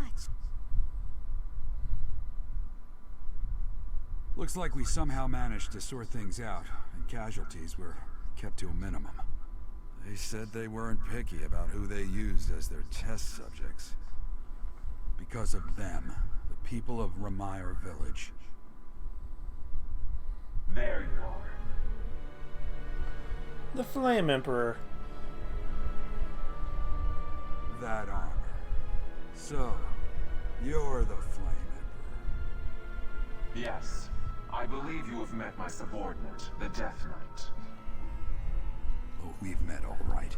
But back to you. You're the one responsible for the destruction of this village. Do not get the wrong idea. What in blazes does that mean? It is true that I am working with Solon, but that does not mean our objectives are the same. Had I known they planned to do this, I would have stopped it. You have my word. Your words are meaningless. Now, I'll have to insist that you accompany us back to the monastery. I cannot abide that. However, if you wish to join forces, I will hear your plea. What? If left to their own devices, they will commit countless more violent acts like this one. Do you not wish to prevent that? With the sword of the Creator on our side, Solon would not be a threat.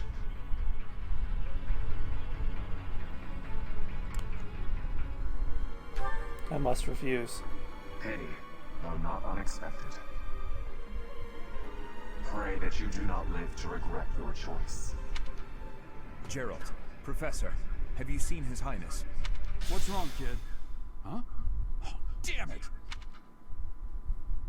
He's gone.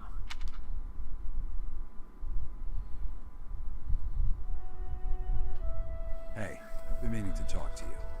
Since coming to the monastery, you've changed. How so? You've been angry since we first arrived in Remire Village. And you look so happy when you're instructing the brats. Before the monastery, I'd never seen you bear your emotions like that. Not once. You might be right. Then perhaps it's a good thing we came to the monastery. If only so I could see your face lit up like that. Or maybe there was never any reason for us to leave the monastery in the first place. Wasn't I born after you left the monastery? I've put my foot in my mouth, haven't I? Though I suppose it may be nearly that time. Come to my office when you next have a moment to spare. There's something I need to tell you. Just what was that about?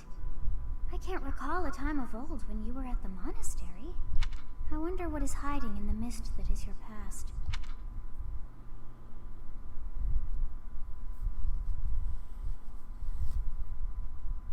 Professor, I'm sorry you saw that side of me in the village.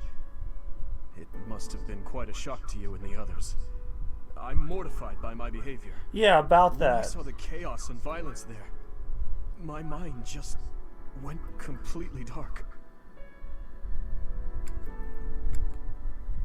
I felt the same. I see.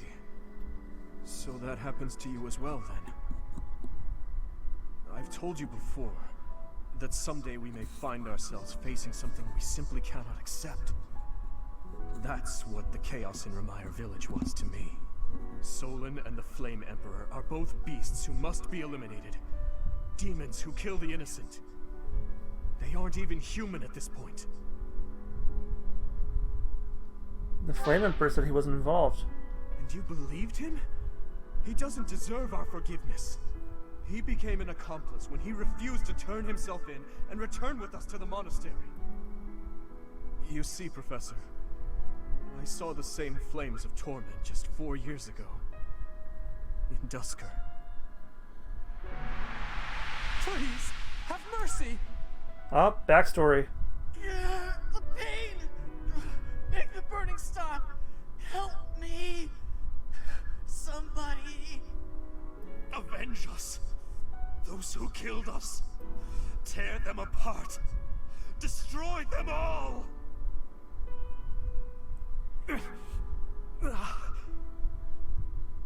My father, my stepmother, 4 years ago, they lost their lives to those flames. I'll never forget. I still remember their faces, their screams, the tortured last moments of every person who died that day.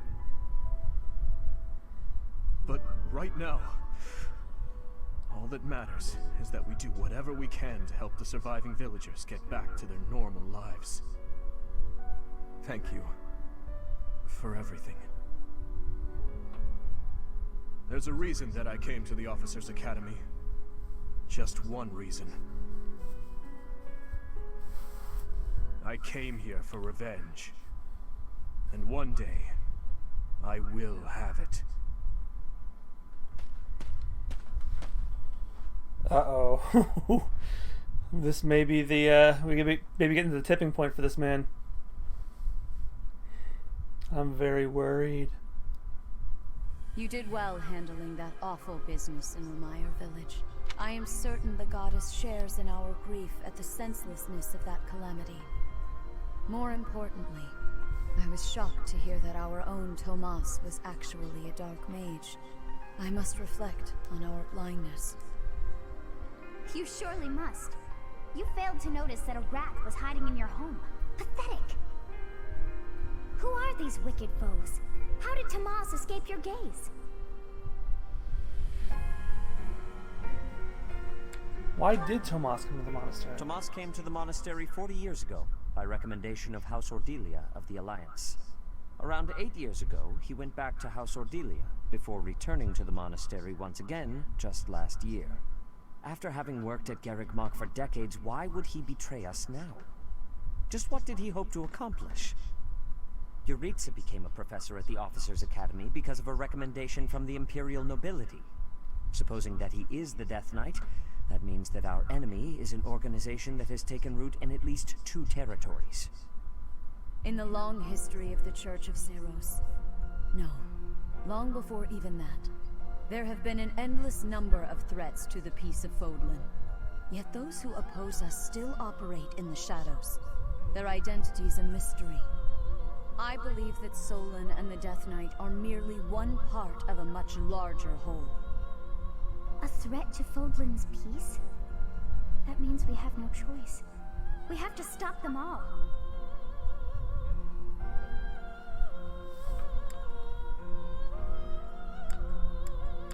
What now?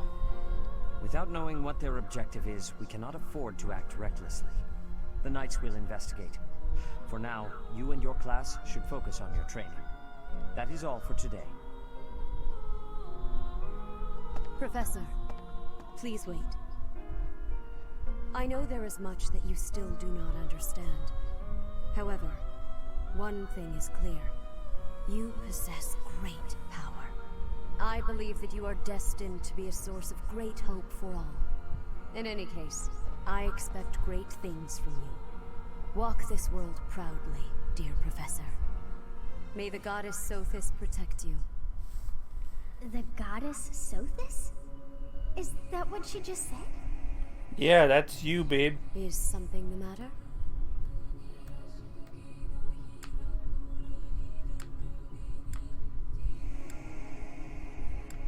I've never heard the name of the goddess.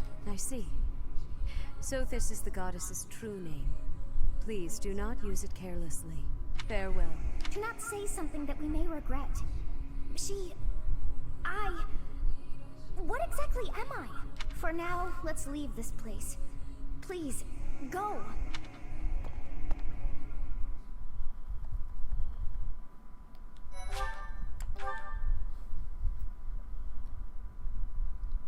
Alright, and then we're going to watch some supports and then take a recording break.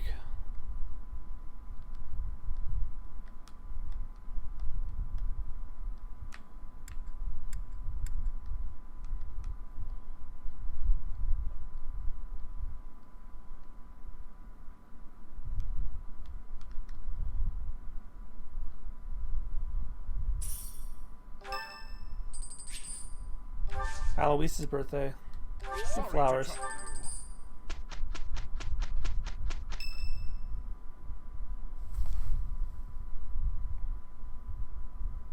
We are planning a grand ball for this month. I'm sure the students will be most pleased. Yes, certainly. However, we must not devote all of our time to frivolity.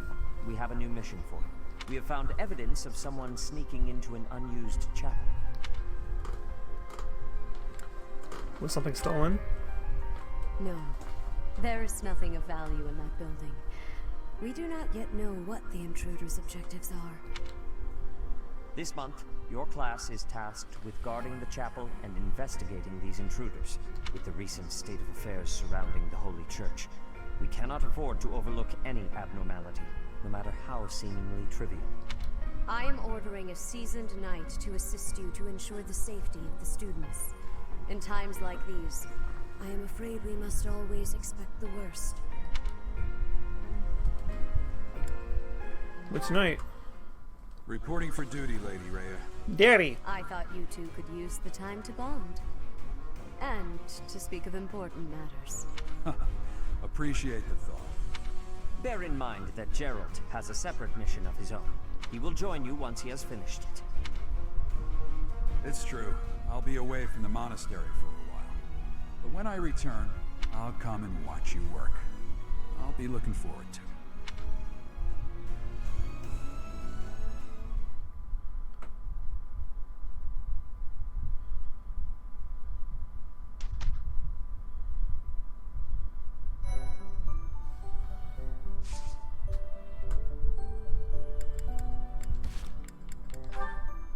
Oh, fuck, quite a few.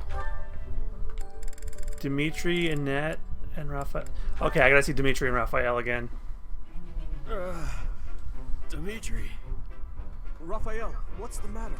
You look awfully pale. I think I'm gonna die. What in the world happened? My whole body. It's stinging and aching. I've never felt anything like it. I feel weak all over. I don't have the energy to do anything. This has never happened to me before. Well, what are you waiting for? Get yourself to the infirmary. If you can't walk, I'll carry you there. This could be very serious. Thing is, I already tried going there, but I didn't see any of the monks who are usually around. Dimitri, listen.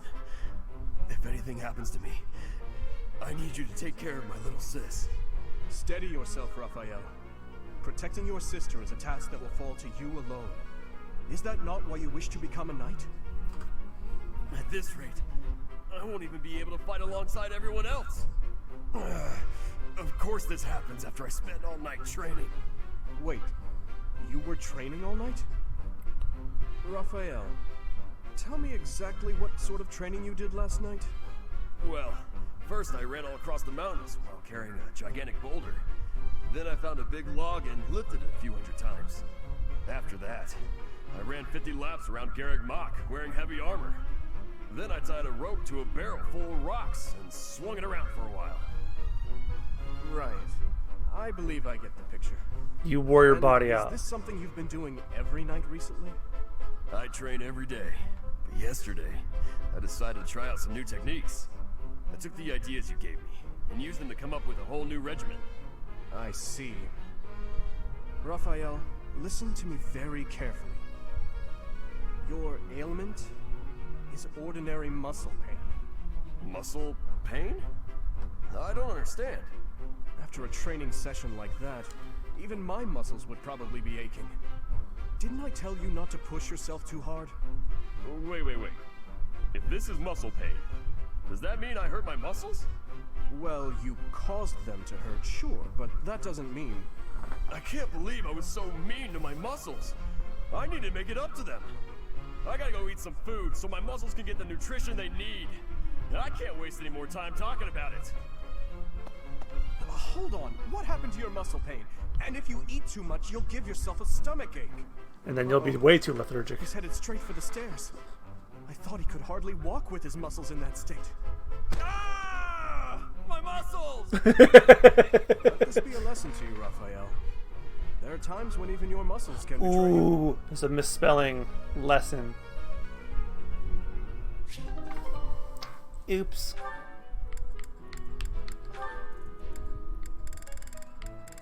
Dimitri and Annette. Good morning, Your Highness. Getting in some early training, huh? Oh, it's not too terribly early. And what about you? Oh, I'm just going for my morning walk. Hey, maybe you'd like to join me. It's a great way to start the day. Morning walk? Funny. Gustav always kept the same habit. You really do remind me of your father, Annette. I hear that a lot. Father was always busy with work, so he wasn't around much. But when he was home, he'd often take me with him for his walks. Annette, something's been weighing on me. Something I've done terribly wrong. Your father, he worked tirelessly. I don't know if I ever saw him take a rest. I feel as though, in a way, we stole him from you. I'll admit, it was a bit lonely growing up. But I understand. Father loved his work. No one ever doubted that. Actually, I've been thinking recently that I'd like to talk to you more, Your Highness. Oh? Any reason in particular? Father was a man of few words, both with myself and my mother. But sometimes he would tell me about you. So, you don't really feel like a stranger to me. In a way, it's like I've known you for a long time. Almost as though you're my big brother. Your big brother? Oh, I'm so sorry. I don't know why I let that slip out. That was rude of me. No, nonsense. I promise you, I don't mind at all. It's certain that my days would have been filled with more fun if I'd had a little sister like you. What kind of things did Gustav tell you about me? I'd love to hear more on this topic. Do you really want to know? Well, for one, he used to tell this story about when you were a child and... You know what? Never mind. I have a bad feeling about where this is going. How about you forget we had this talk altogether? And don't mention it to anyone.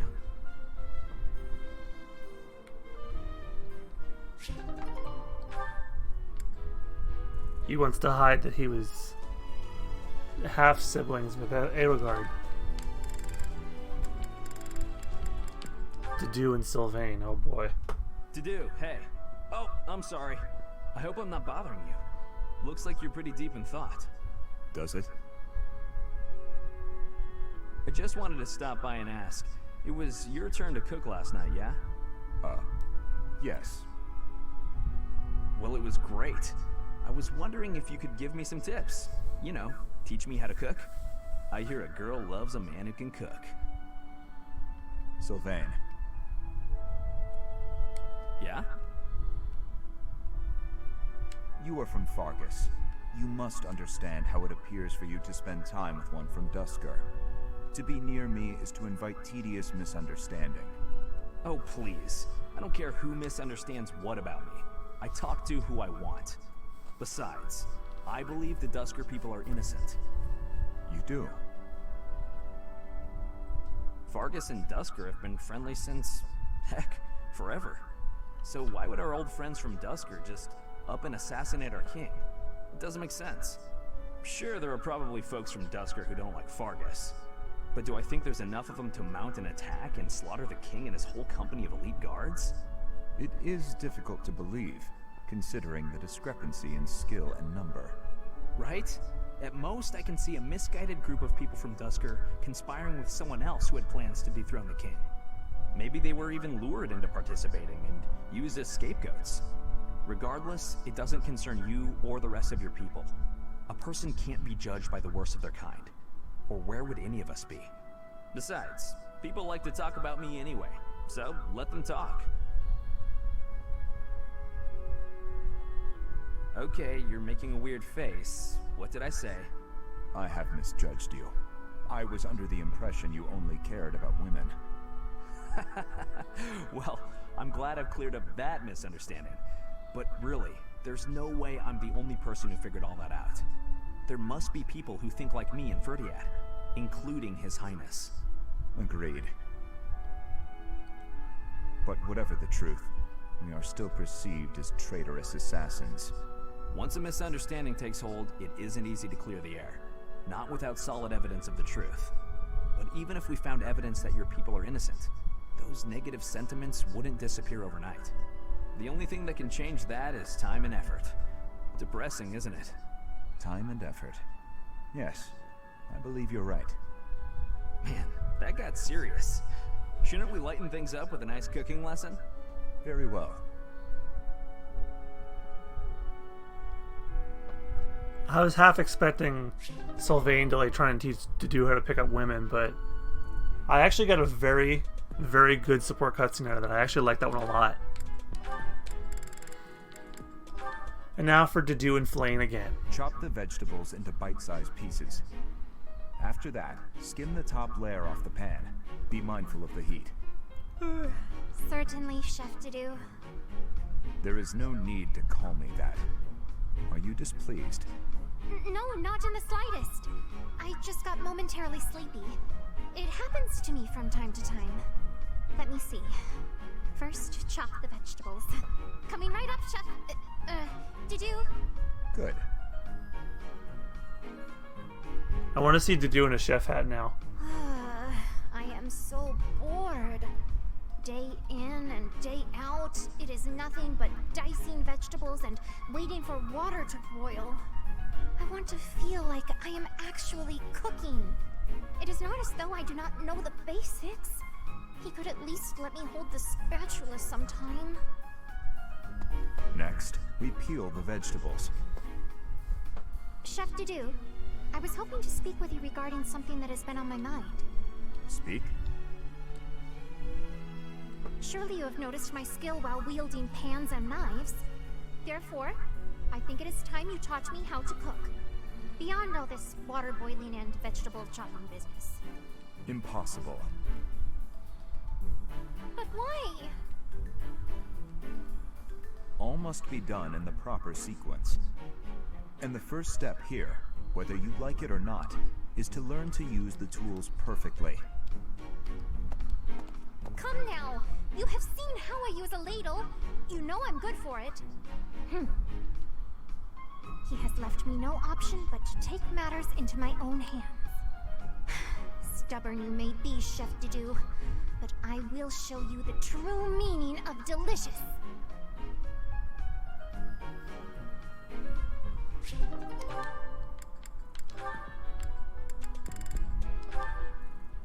Sylvain and Ingrid. That was quite a sigh. What's wrong, Ingrid?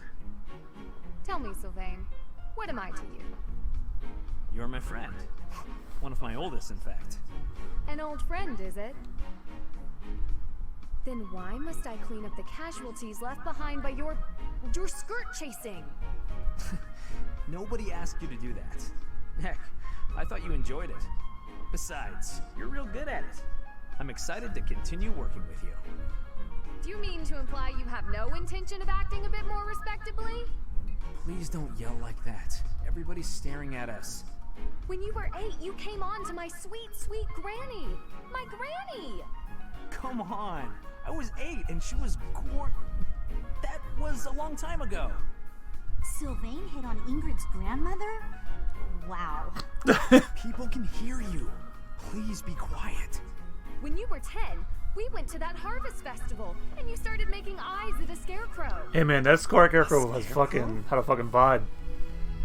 Wait a second. That was just an accident.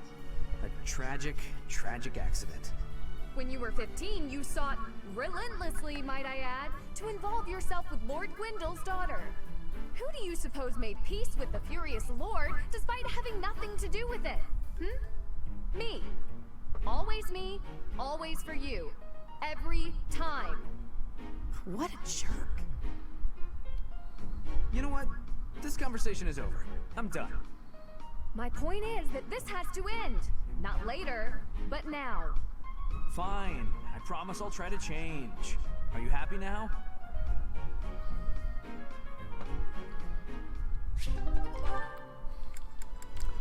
Jesus. And that one goes there. Perfect. Oh, hey, Bernadetta. What's going on? Enemy! Enemies here! We're under attack! Help! Someone! Anyone! Help? I'm the one who came here for help. I guess I'll just take care of it myself. I can't believe I got hurt trying to break up someone else's fight. It's ridiculous. All I do is step in to calm them down, and the next thing you know, they're both at my throat. Hey, you ever been in a fight? Fight? You're challenging me to a duel? No, no, no, no, no! I can't! Never fought anyone in all my life! I surrender! You win! Alright. That was easy enough. Not to be rude, but do you ever think that maybe your attitude makes you a little unapproachable? You should try stepping outside and socializing. I'm sure you'd make friends in no time if you didn't waste it all in here. Outside? In no time? Oh, sure, yeah! Why didn't I think of that? Or maybe it's just not as easy for me as it is for you. Did that ever cross your mind? Why wouldn't it be? Making friends is easy. This one time, I even made friends with someone I'd just been in a fight with. I think it was the gorgeous view that did it. We really shared a moment. Come on, let's go check it out. Hold on! What are you doing? Please don't touch me! Ah, put me down! Put me down! Calm down. I'm just gonna carry you out of here. Easy does it. And here we are. See? It wasn't so bad, now was it? And what about this view? Gorgeous, right? Watch, he's not there anymore. This is what death is like. Didn't expect it to be so sudden. Come and claim me, sweet death. But first, let this evening sun wash clean my imperfect soul. Hey, now don't go dying on me, Bernadetta. It's just the sun. Huh? What? Where am I? Oh, it's pretty. Such a lovely view.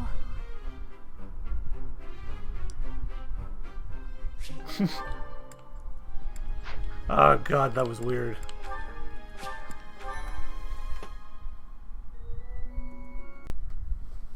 And Net wants to speak with me.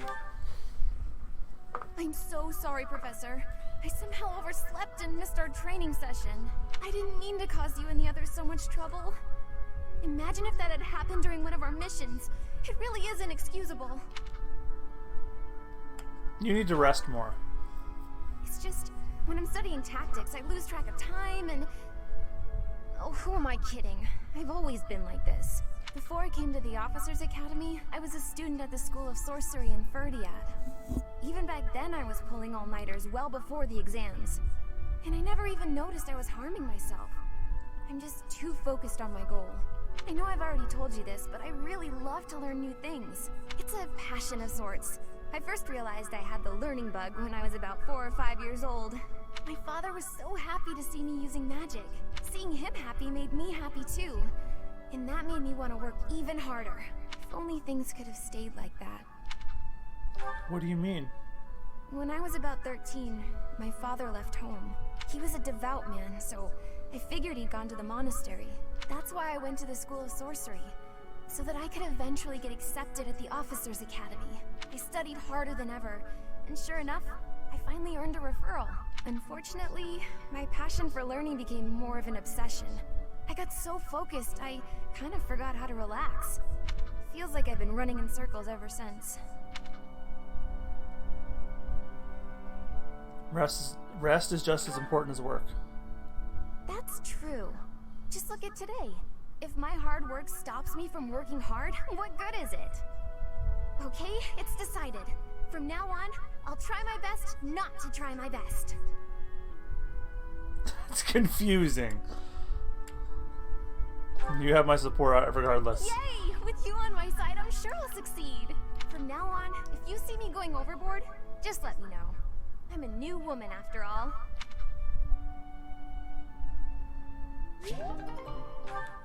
Support level B, nice.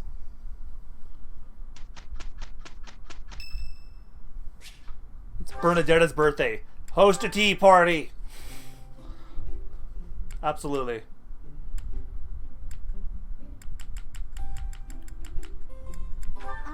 What is it? Did I do something wrong? Thanks so much.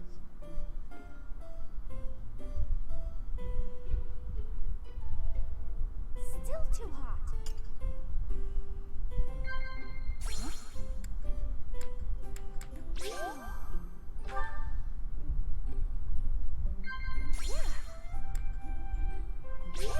Things that she is easy to read.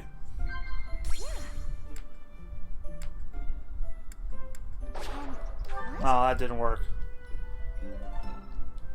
This was great. Oh well, I already unlocked her as support anyway.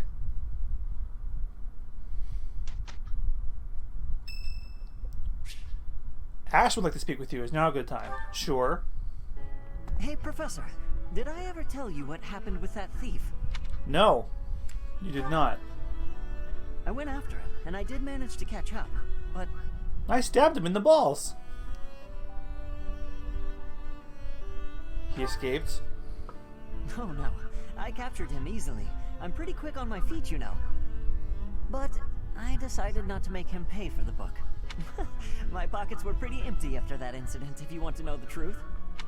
Well, what happened was, when I caught him, I asked him why he stole the book. He said he thought it would fetch a good price, and that he really needed the money. He had a sick kid and couldn't pay for medicine. He didn't look old enough to have children. No, maybe you're right. But if he really did have a sick child, that would be a matter of life and death. A little money is nothing compared to that. I'd rather believe a lie than risk someone's life if I'm wrong. And to be completely honest, there was a time when I wasn't so different from him. You were a thief? It was a long time ago, and I've put all that behind me now. But yes, I was. My parents died of illness, so I had to provide for my little brother and sister. I did my best to earn money for them legitimately, but I wasn't able to bring home enough. So I turned to thieving. From people on the streets, from shops, even from soldiers. I knew it was wrong, but seeing my brother and sister's smiling faces made me too happy to stop. I can't imagine what that must have been like. I really regret that part of my life. I was stupid. But shortly after I turned 9, I crept into a local noble's mansion, aiming to steal whatever I could get my hands on. The noble had all sorts of valuables, but what really caught my eye was a book with a fancy cover. That book was Lug and the Maiden of Wind. The knight in the illustrations was so impressive I just couldn't tear my eyes away.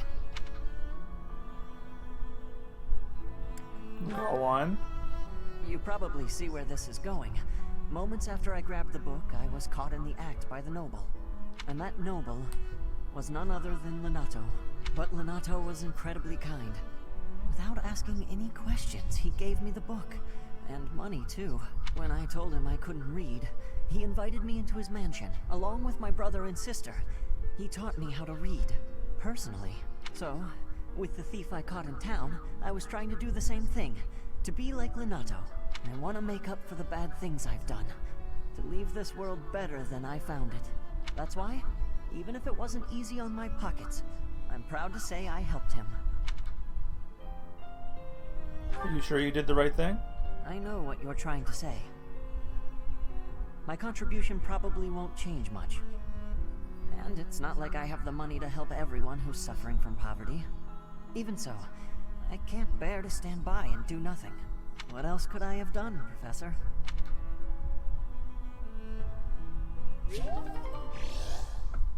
Well, that was nice. I got to learn more about Ashy Boy. Let's go. Oh no, this is impossible. It went well. God, I hope they have support cutscenes.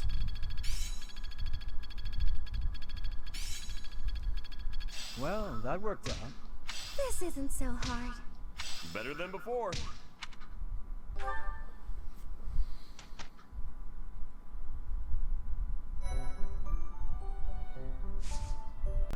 My sincerest apologies for the wait. Thank Oh you yeah, for I gathering forgot about here the on the eve of the highly anticipated White Heron Cup. ball to I bear chose witness Flanagan, if to anyone's wondering. The Academy-wide dance competition. Welcome to the White Heron Cup. The competition will be judged by me, your humble servant, Alois Rangel, and also the acclaimed former songstress of the Mittelfrank Opera Company, Manuela Casagranda. Yeah, he rolled DR. Yes, thank you. Oh, and it should go without saying, but I swear to show no bias to my own house. Got it? Good. Last but not least, the glamorous assassin, who does all of her dancing in the dead of night, Shamir Nevrand. The three of us God damn it, swear she's on cute. our honor to judge the following proceedings with utmost impartiality and fairness. And with that, will the representatives of each house please make their I know way Dimitri to the picked the stage? Dew when I was in the Golden Deer house, but I picked Flame. Contestants, are you ready to dance? And is the band prepared to play? Very well. Begin!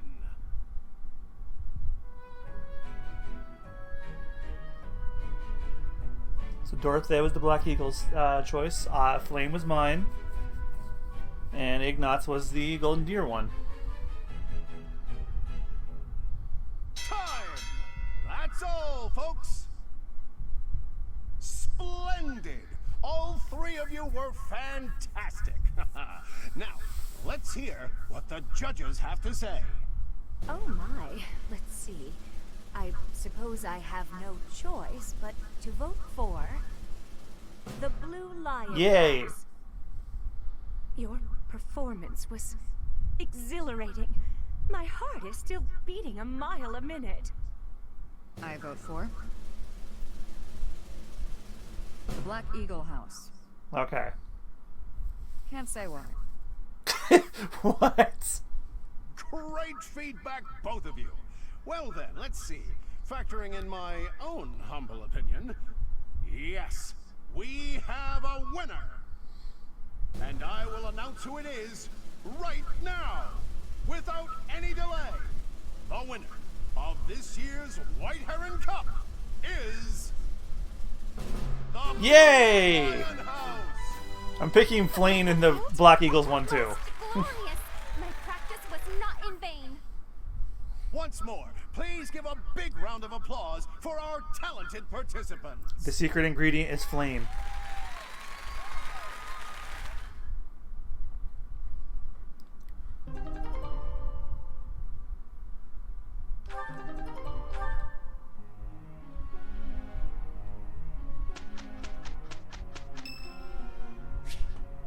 It's Dimitri's birthday. We are absolutely having tea with you, sir.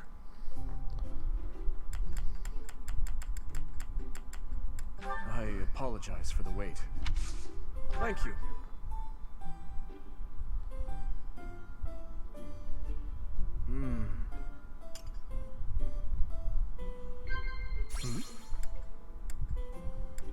Ah.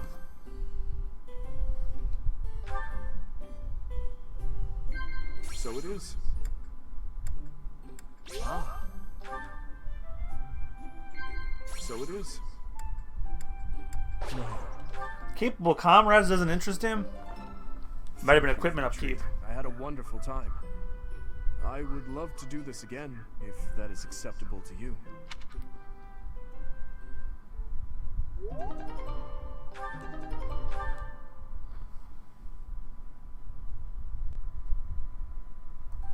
This is the only ball of the year, and I see why. Everyone is absurdly excited. Your Highness, you sound so detached. We are all encouraged to enjoy the ball tomorrow. Right you are. What a burden. Huh. I never thought we'd see eye to eye, but I agree. I'd rather be swinging my blade than wasting my time with some girl at a ball. Felix, Your Highness, you must be joking, right? This is our chance to dance with all of the ladies of the Academy to our heart's content. You wish to throw away the best day of the whole year for sword practice? Insanity, I tell you. I'm pretty excited about the ball myself. It's not like we get to do things like this very often. Too true, Ash. In fact, I'm going to do you a favor and give you a crash course in chatting up girls. By tomorrow, you'll be an expert. Actually, I'd much prefer if someone could just teach me how to dance. Don't worry about the dancing part. I can teach you that easy. It's time for the ball. That warrants at least a tiny bit of makeup, don't you think, Ingrid? Just a smidge. Maybe. I'll think about it. It's settled. Tomorrow morning we'll meet up in Ingrid's room. Ooh, I can't wait! You know, there's no telling where life will take us after we leave here. If only we could find a way to come together again, just like this. A fine notion, Your Highness. Perhaps 5 years from now? 5 years from now? Ah, that's when Garreg Mach Monastery will be holding its Millennium Festival. By then, we'll be addressing your highness as your majesty instead. That's right. I suppose we all know it's coming, but by then you'll be far removed from us. Come now, you know me better than that. My title may change, but I won't. I don't know about It won't that. just be me, you know. 5 years from now, you'll all have your own stuffy positions to contend with. But as I understand it, the festivities at the Millennium Festival will be of a scale far beyond anything we've yet seen. Oh, I'm sure. In other words, the perfect excuse for all of us to return here. Ooh, a reunion? That sounds fun! I wouldn't miss it for the world. I'd love for you to be there as well, Professor. After all, you're the heart of the Blue Lion House. I'll be there. Good. Then it's settled. Of course, if something happens and I'm not able to attend, I'm leaving all of the logistics of organizing this reunion to you, Professor. And you have to attend. It's true. I'm sure being a king will keep you busy, but it's a bit early to be backing out of your own plans, don't you think? Yes, I suppose you're right. I'm sorry. You have my word. I will return as well. Count on it.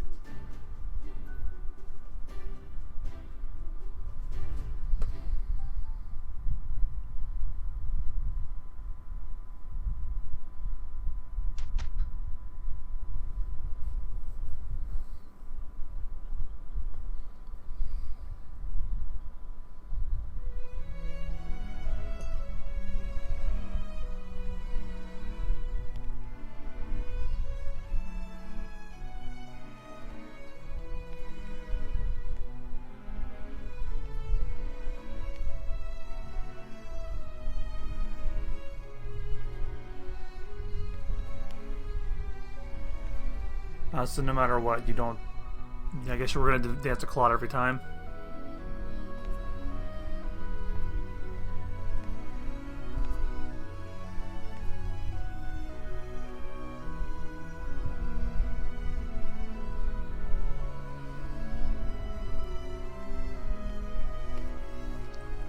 Seriously, why wasn't Claude a buy option if he dances with you? Male or female, it doesn't matter. Holy crap. Nintendo really dropped the ball on this one, I guess. I understand. You hardly had the time to breathe in there. It must be hard to be the favorite teacher at the ball. I am not everyone's Was favorite. that a joke? I find it hard to tell with you. Just think of all the students begging you to dance. Professor, what are you doing here? Aren't you going to dance with Edelgard? No, I should think not. As a child, Edelgard taught me how to dance. It was a bit awkward, honestly. As a child? I've told you before that we're siblings by marriage, haven't I? Her birth mother was my stepmother, although I didn't know that at the time. My stepmother treated me with such kindness, just as though I were her own flesh and blood. And yet she never so much as hinted that she had her own child. Edelgard, we were born and raised in different territories, without ever knowing the other even existed. Yet, against all odds, for just over a year, we became childhood friends. Not siblings. Indeed. Unaware of each other's stations or backgrounds, we met and became incredibly close. This was when she and Lord Arundel were living in the kingdom. Why were they in the kingdom? They were in exile. This was a time of great turmoil within the Empire. I ran into her when visiting Lord Arundel's residence with my father. She seemed quite bored with everything. At first, I found her to be difficult and stubborn. But that facade quickly fell away, revealing her true self beneath. That's around the time when she taught me how to dance. Her instruction was, oh, let's call it strict, to put it nicely. Wrong foot, Dimitri. You're supposed to lead with your right. Hell, the sun's going down. I really ought to be heading home. That 1 year before she had to return to the Empire was so much fun. The time of my life in many ways. It's kind of pathetic to think about it all these years later. But can you guess what I gave her as a parting gift?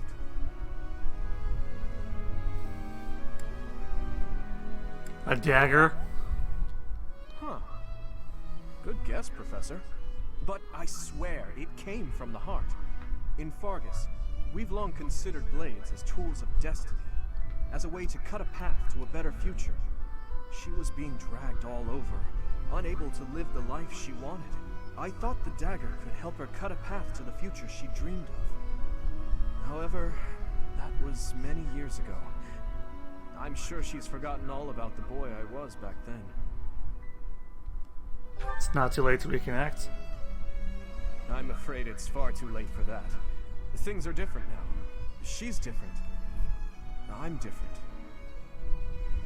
Anyway, I'm feeling a bit out of place here. Festivities like this don't suit me. Still, I suppose I should get back in there. Goodbye, Professor. But where is there to run? This place is filled with joyful students looking for a dance.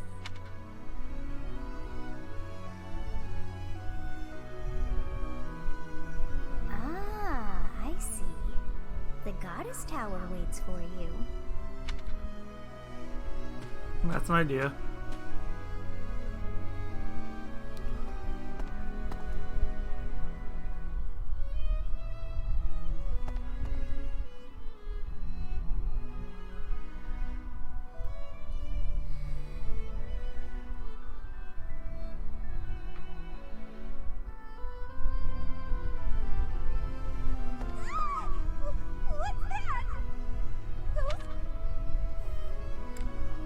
Calm down, it's okay. It'll eat the skin right off my bones and no one will ever... Huh? Oh, it's you, Professor. What a relief. You can relax now. Right. I'm better now, thanks. But try not to scare me like that again, please. With the ball happening tonight, I was sure there wouldn't be anyone here. And from far off, you look... well, you kinda have a spooky silhouette. I guess you haven't heard the legend? Legend? Oh, so if a couple swears a vow on the night of the ball, the goddess grants their wish? That's amazing! Is it true? I guess that's the sort of thing you miss when you spend all your time avoiding people. But wouldn't it be nice to spend some time alone with a nice guy in this lonely tower, cut off from all the rest of the world? I would agree. Anyway... Oh, Professor! Since you're here now, could I ask you for a favor? As you probably know by now, it's my lifelong dream to live in solitude forever. So could you help me to swear that vow? Nice try. Saw right through me, huh? Ah, well, no use complaining.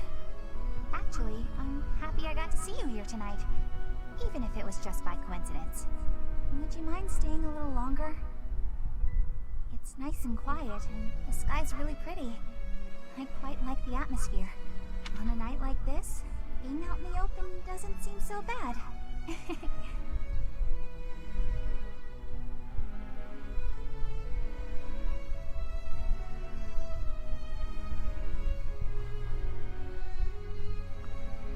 It seems that everyone is having a delightful time. Will you not dance some more? I am tired. How dull of you. Had I a body of my own? Oh, I would sing and dance until I fell upon the ground. But you... do as you will.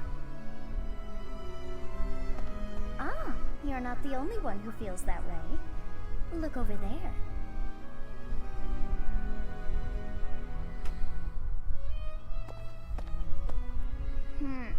I'm bored beyond compare. Will you not follow her? Why would I? Oh, come on, hurry up. I know that you are curious to see what she is up to. I hear someone singing from over there. It's her.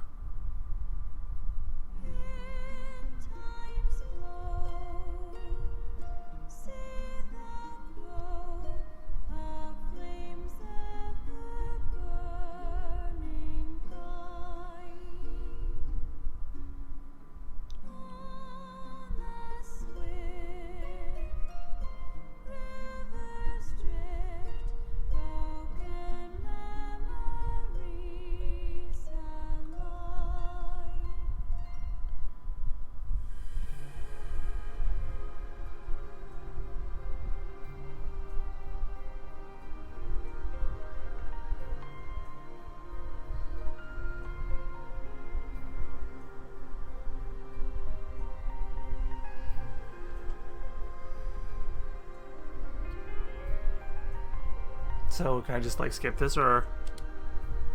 That song. I feel that I have heard it in the past. Actually, it is not that I have heard it. Did I once sing that song to someone? No. There's more. I wrote this song. Oh, but how could that be so? If that were true, then how could she be singing it? Unless... No. I am suddenly so exhausted. As are you, no doubt? Quickly then, to bed with you.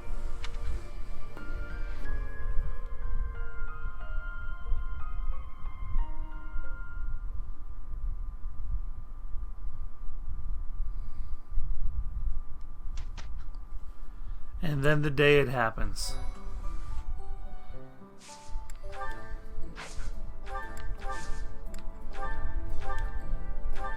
First, I'm going to repair all my gear.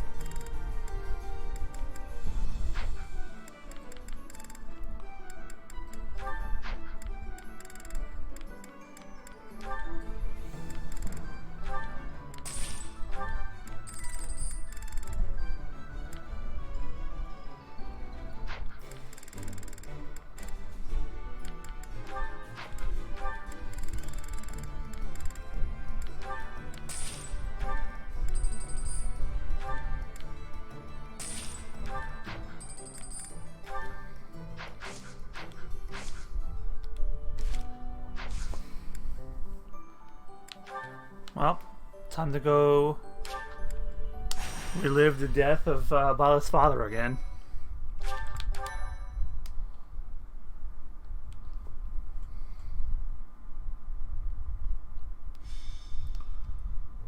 Captain? Captain! Where are you? Hey, Professor, have you seen your old man? Too bad. I guess it will have to be you then. I'm back. Sorry for the delay. My last mission took longer than expected.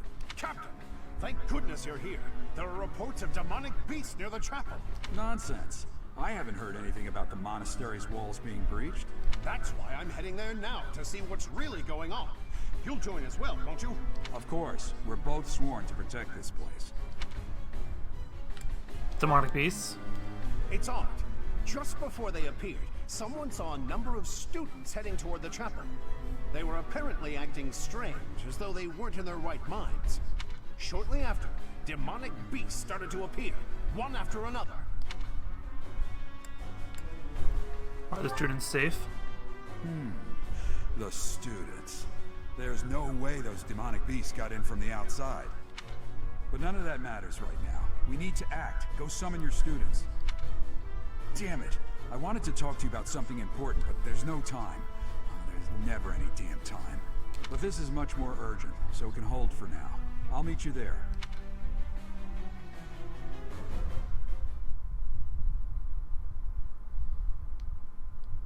Thank you.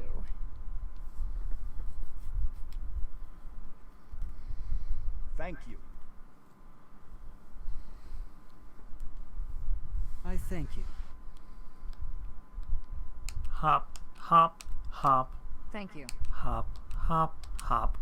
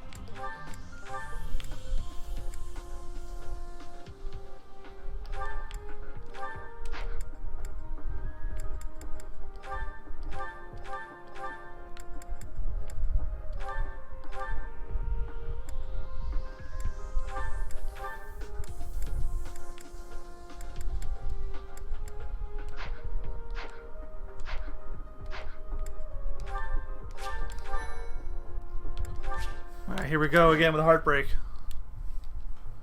There really are demonic beasts here. They're emerging from the chapel. I'll head that way.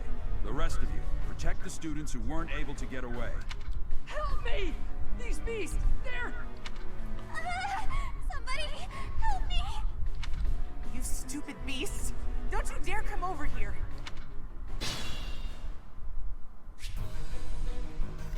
What should I do? Here goes. Oh no.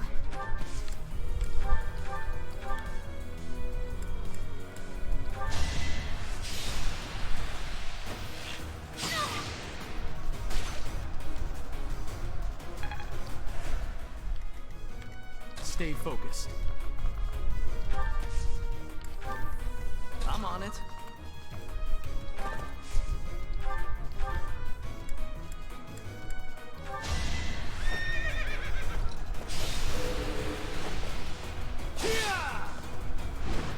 So obvious.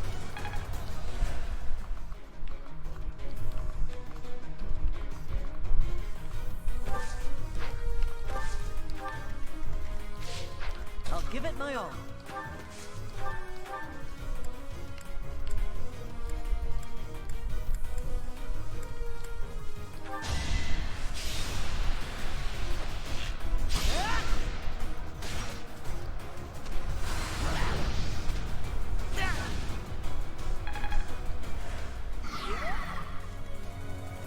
I'll cut through. Ready.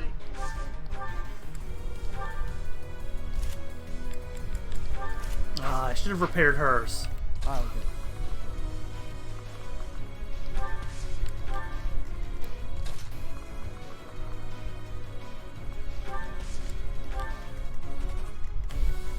Here we go.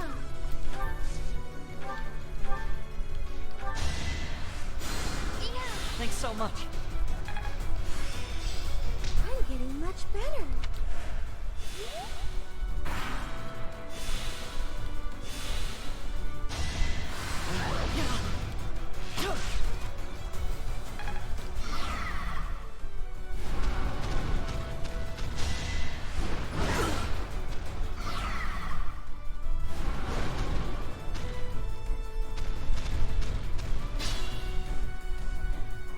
Beast. There's a stone or something on its forehead.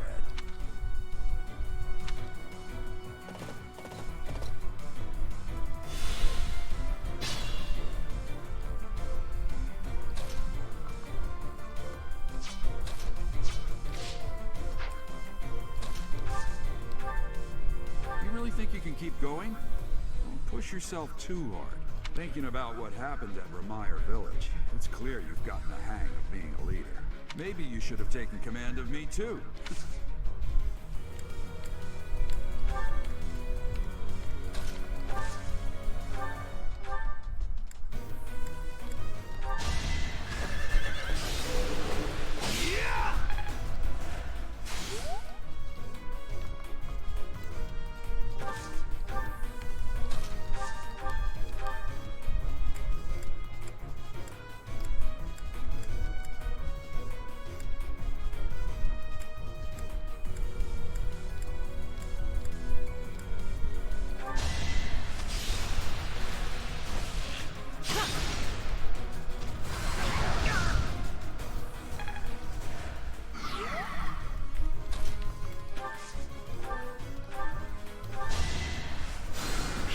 You're a big help.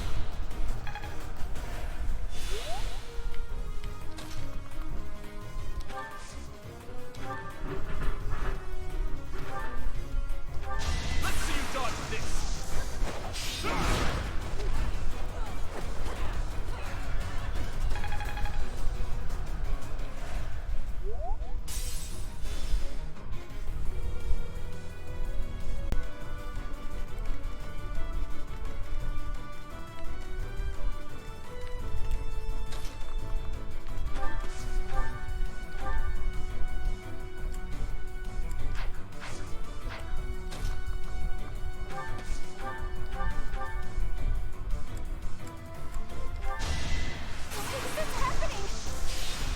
Oh shit.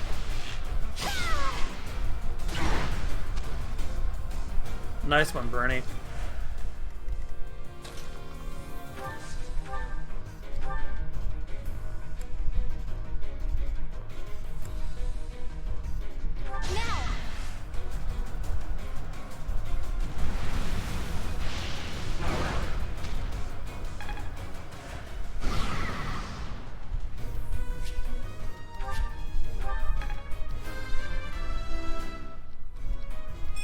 Everyone will be so pleased.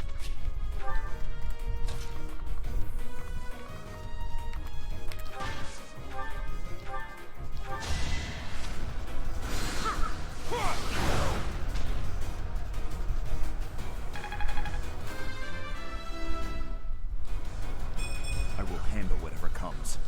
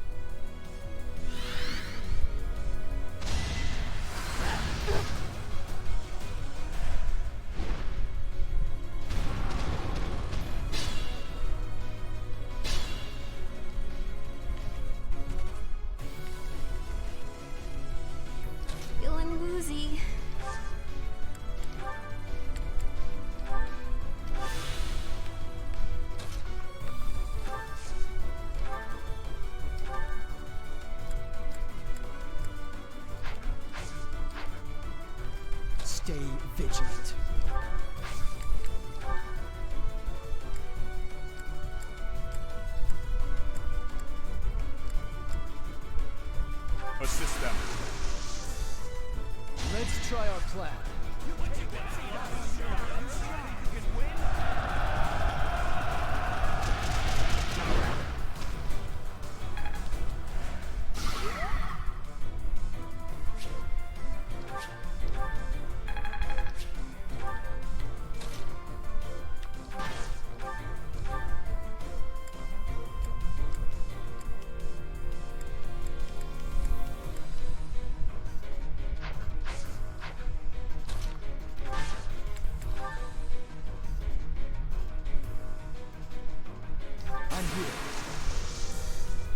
Let's begin.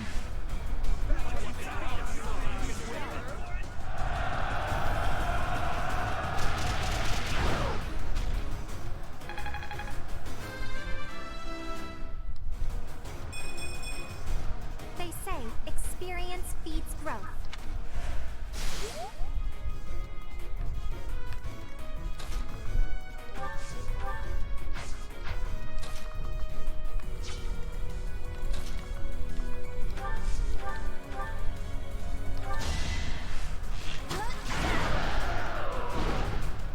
I takes care of that one.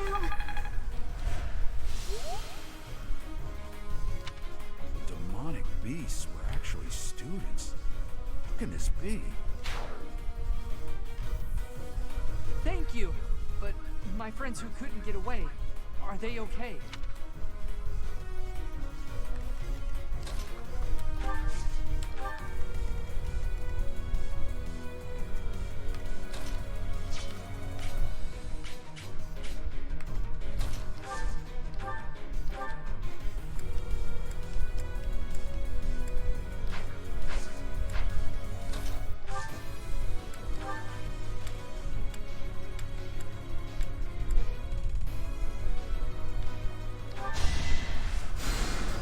Thanks so much.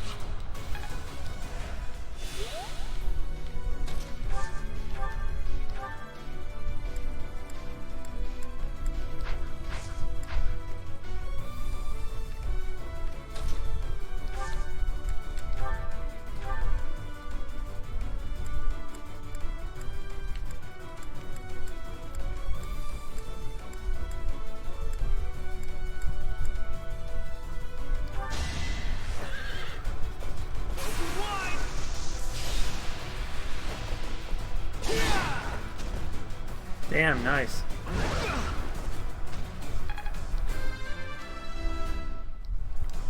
Guess I've gotten better. Got too cocky.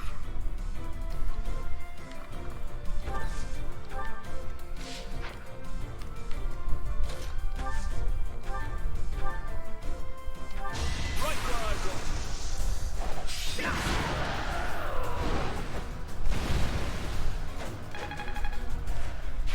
I'm impressed.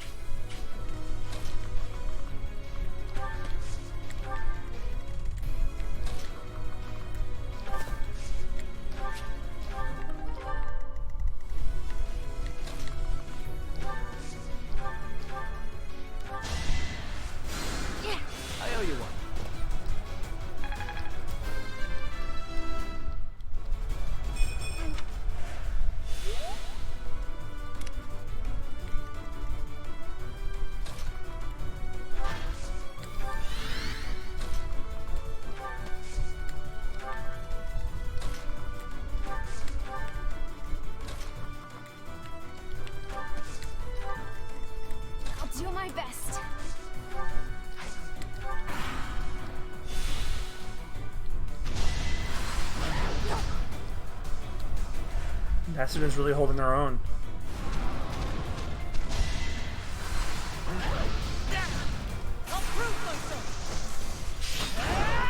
Nice. I mean, it was low, but still.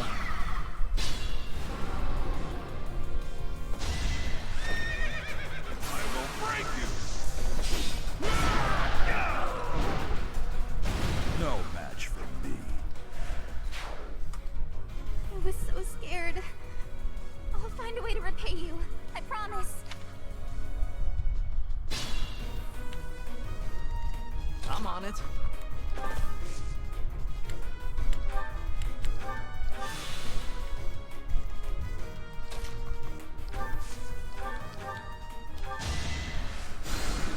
Thanks.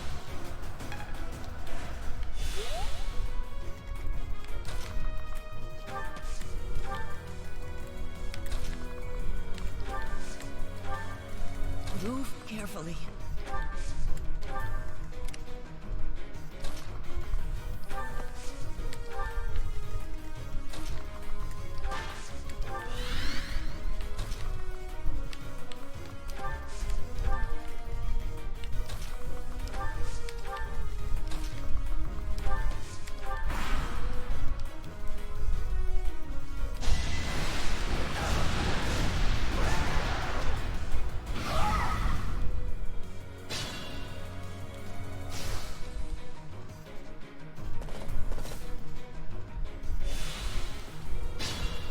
At least they heal themselves.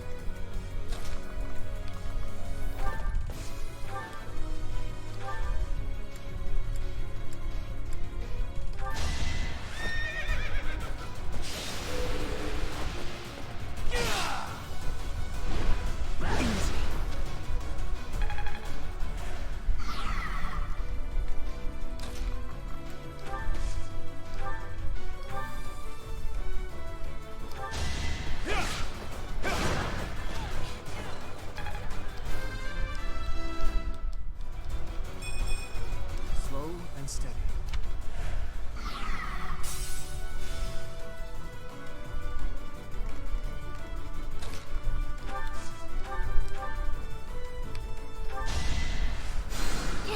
Obliged.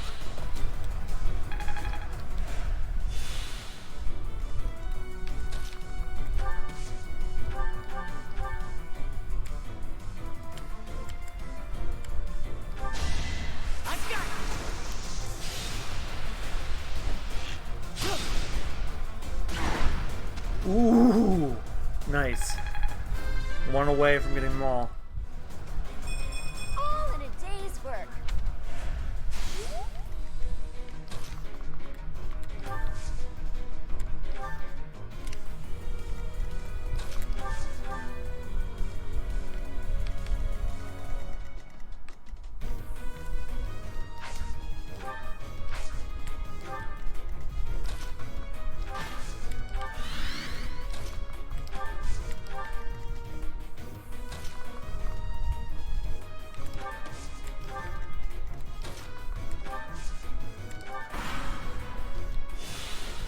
Go on, attack me, I dare you.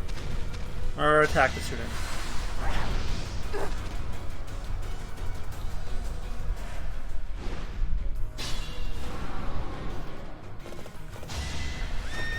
And Gerald gets the kill.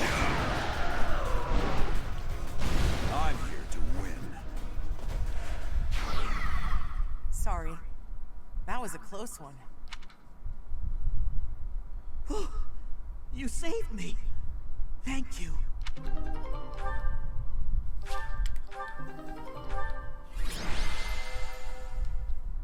Only 6 turns.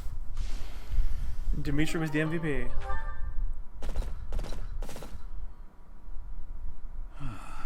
isn't a trace of evidence to be found in the chapel. This must have something to do with Remire. Perhaps... Wait! Huh? Another student? Uh-oh. Run along now. Thanks for all your help, sir.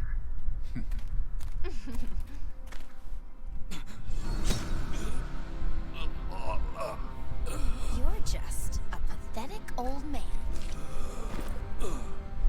How dare you get in the way of my brilliant plan, dog?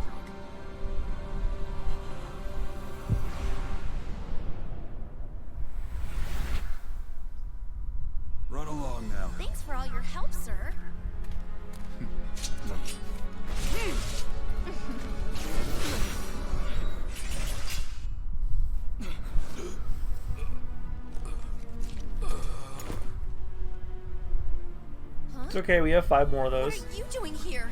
You must survive, merely because there is still a role that I require you to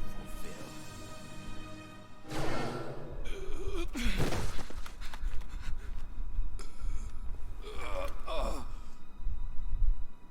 Sorry. It looks like I'm going to have to leave you now.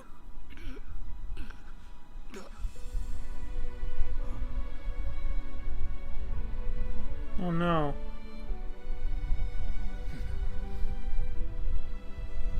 To think that the first time I saw you cry, your tears would be for me.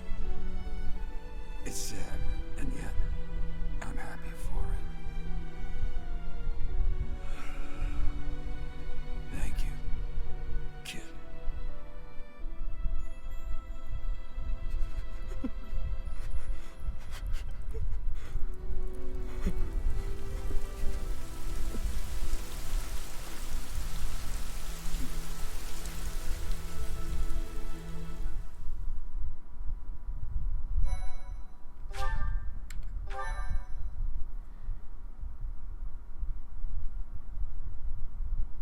So this is where your father lived. Are you still crying? If turning back the hands of time was not enough to save his life, you must accept what came to pass was fate.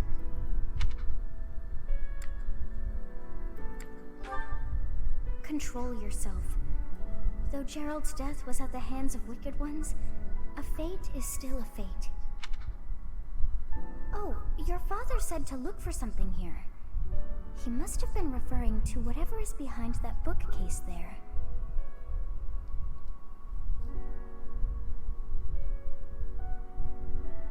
Your father's diary.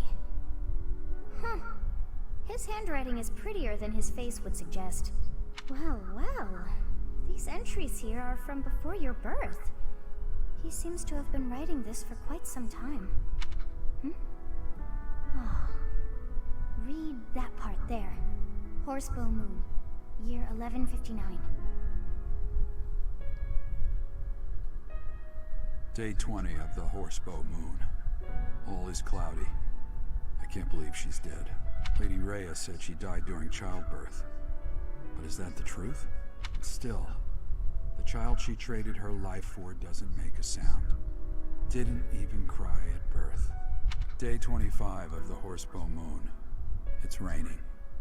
The baby doesn't laugh or cry. Not ever.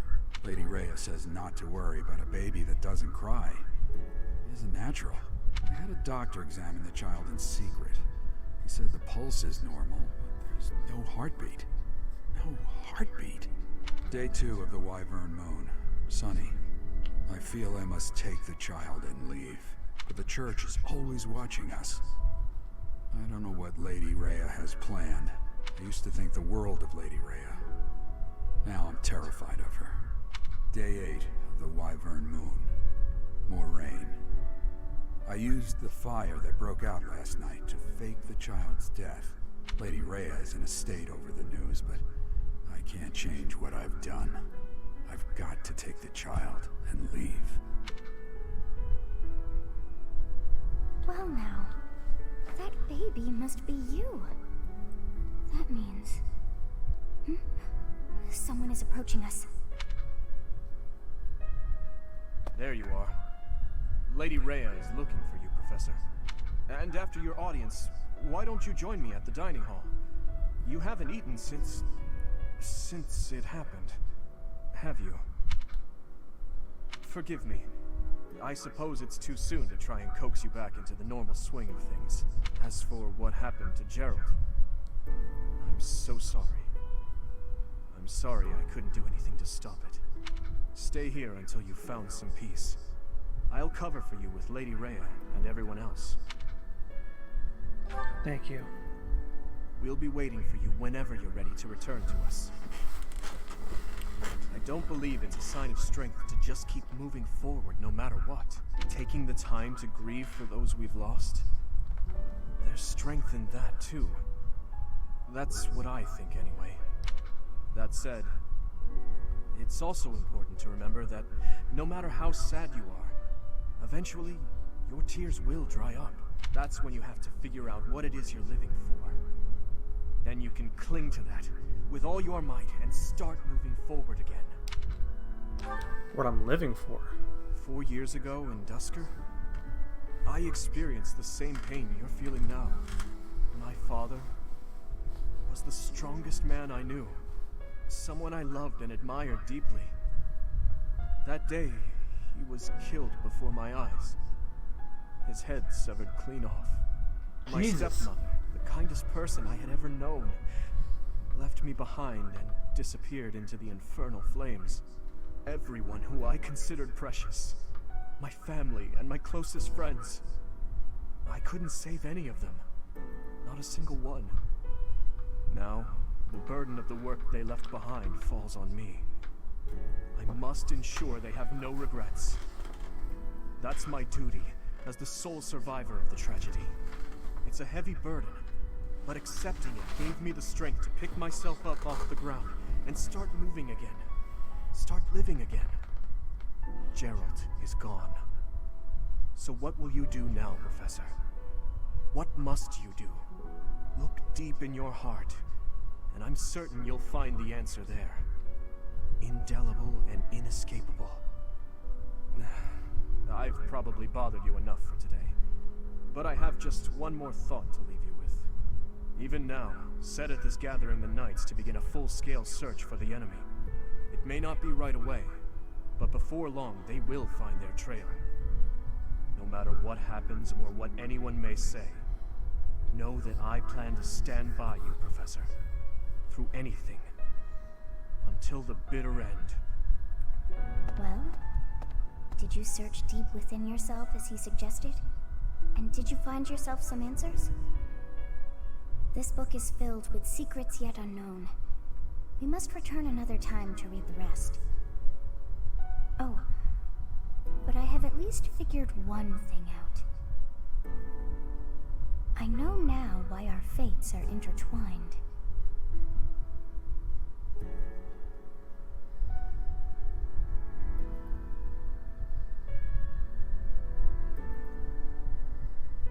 Professor, I have been waiting for you.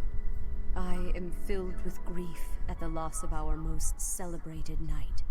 Gerald was an ally of many years, and also a dear friend. But it had been so long since you last saw him. He fell in love with one of the nuns here at Garrick Mach. Their love produced a child, whom she died giving birth to. It was her decision. She weighed her own life against that of her child's and, in the end, implored me to save the child. Your father never truly accepted that decision. He took the child, took you, and disappeared without warning. Wait, did she kill her his mom?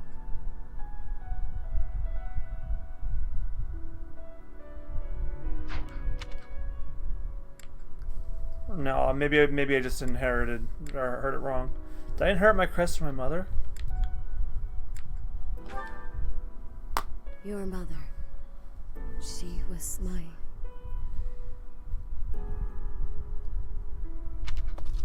Sorry for the interruption, Lady Rhea. There's something you must hear immediately. Eloise, not now. A report from the knights patrolling the area. Very well. Professor, you are dismissed for the day. Please rest You're and not leaving focus me with that. only on mending your heart. Understood?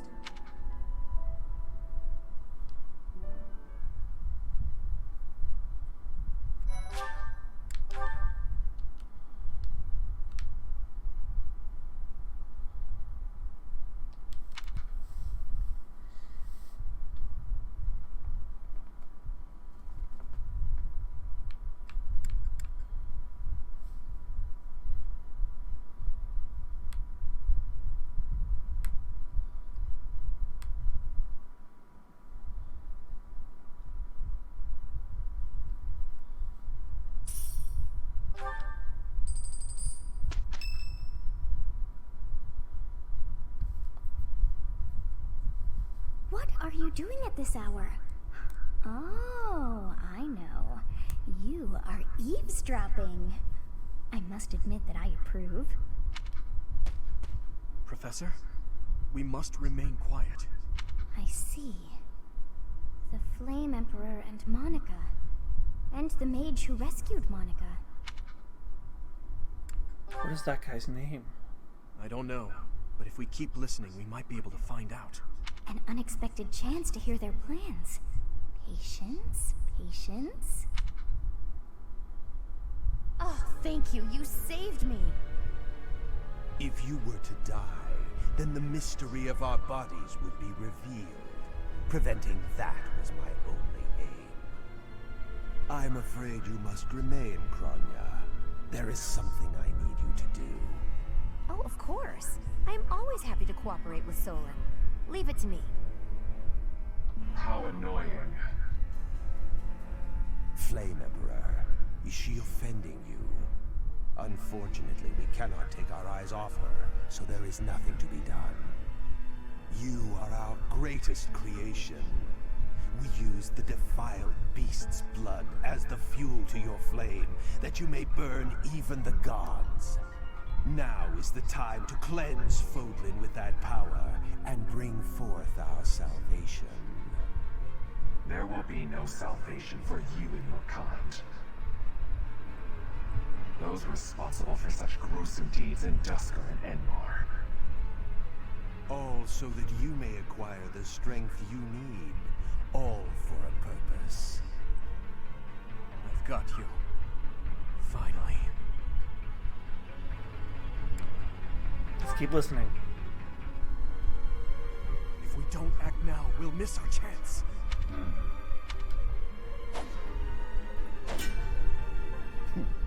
Even if someone has overheard us, there is nothing they can do. There have always been rats in the walls, and there always will be.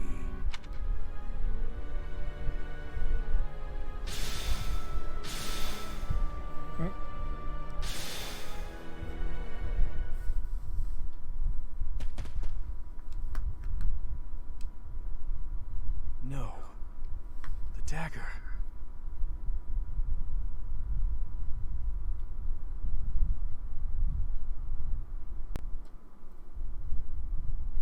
What about the dagger? No, never mind. It couldn't possibly be so. Professor, those are the ones we must destroy. They're the bastards who killed my family and Gerald. For now, let's return to the monastery and regroup. As for the Flame Emperor's dagger, I'll hold on to it for the time being.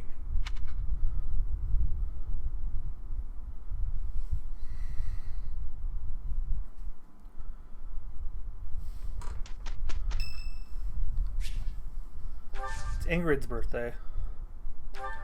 Yeah, sure, why not? I haven't hung out with her at all. Thank you for inviting me. What a nice aroma. I really enjoy this tea. Thank you.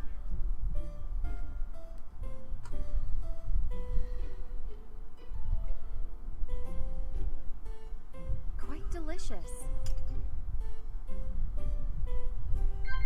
Yes. What? Yes.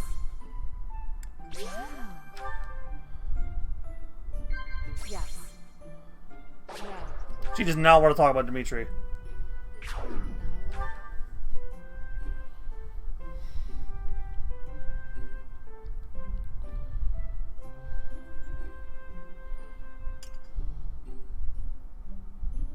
Thank you for the treat. I had such a great time.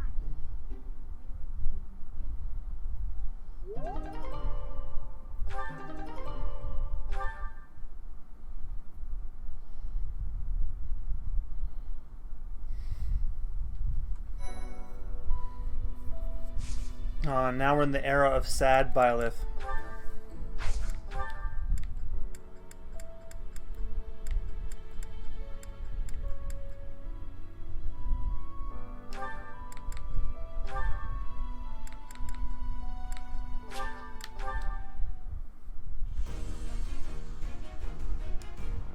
But first, Sylvain is now going to graduate to his next class. Huh, okay. No big deal, really.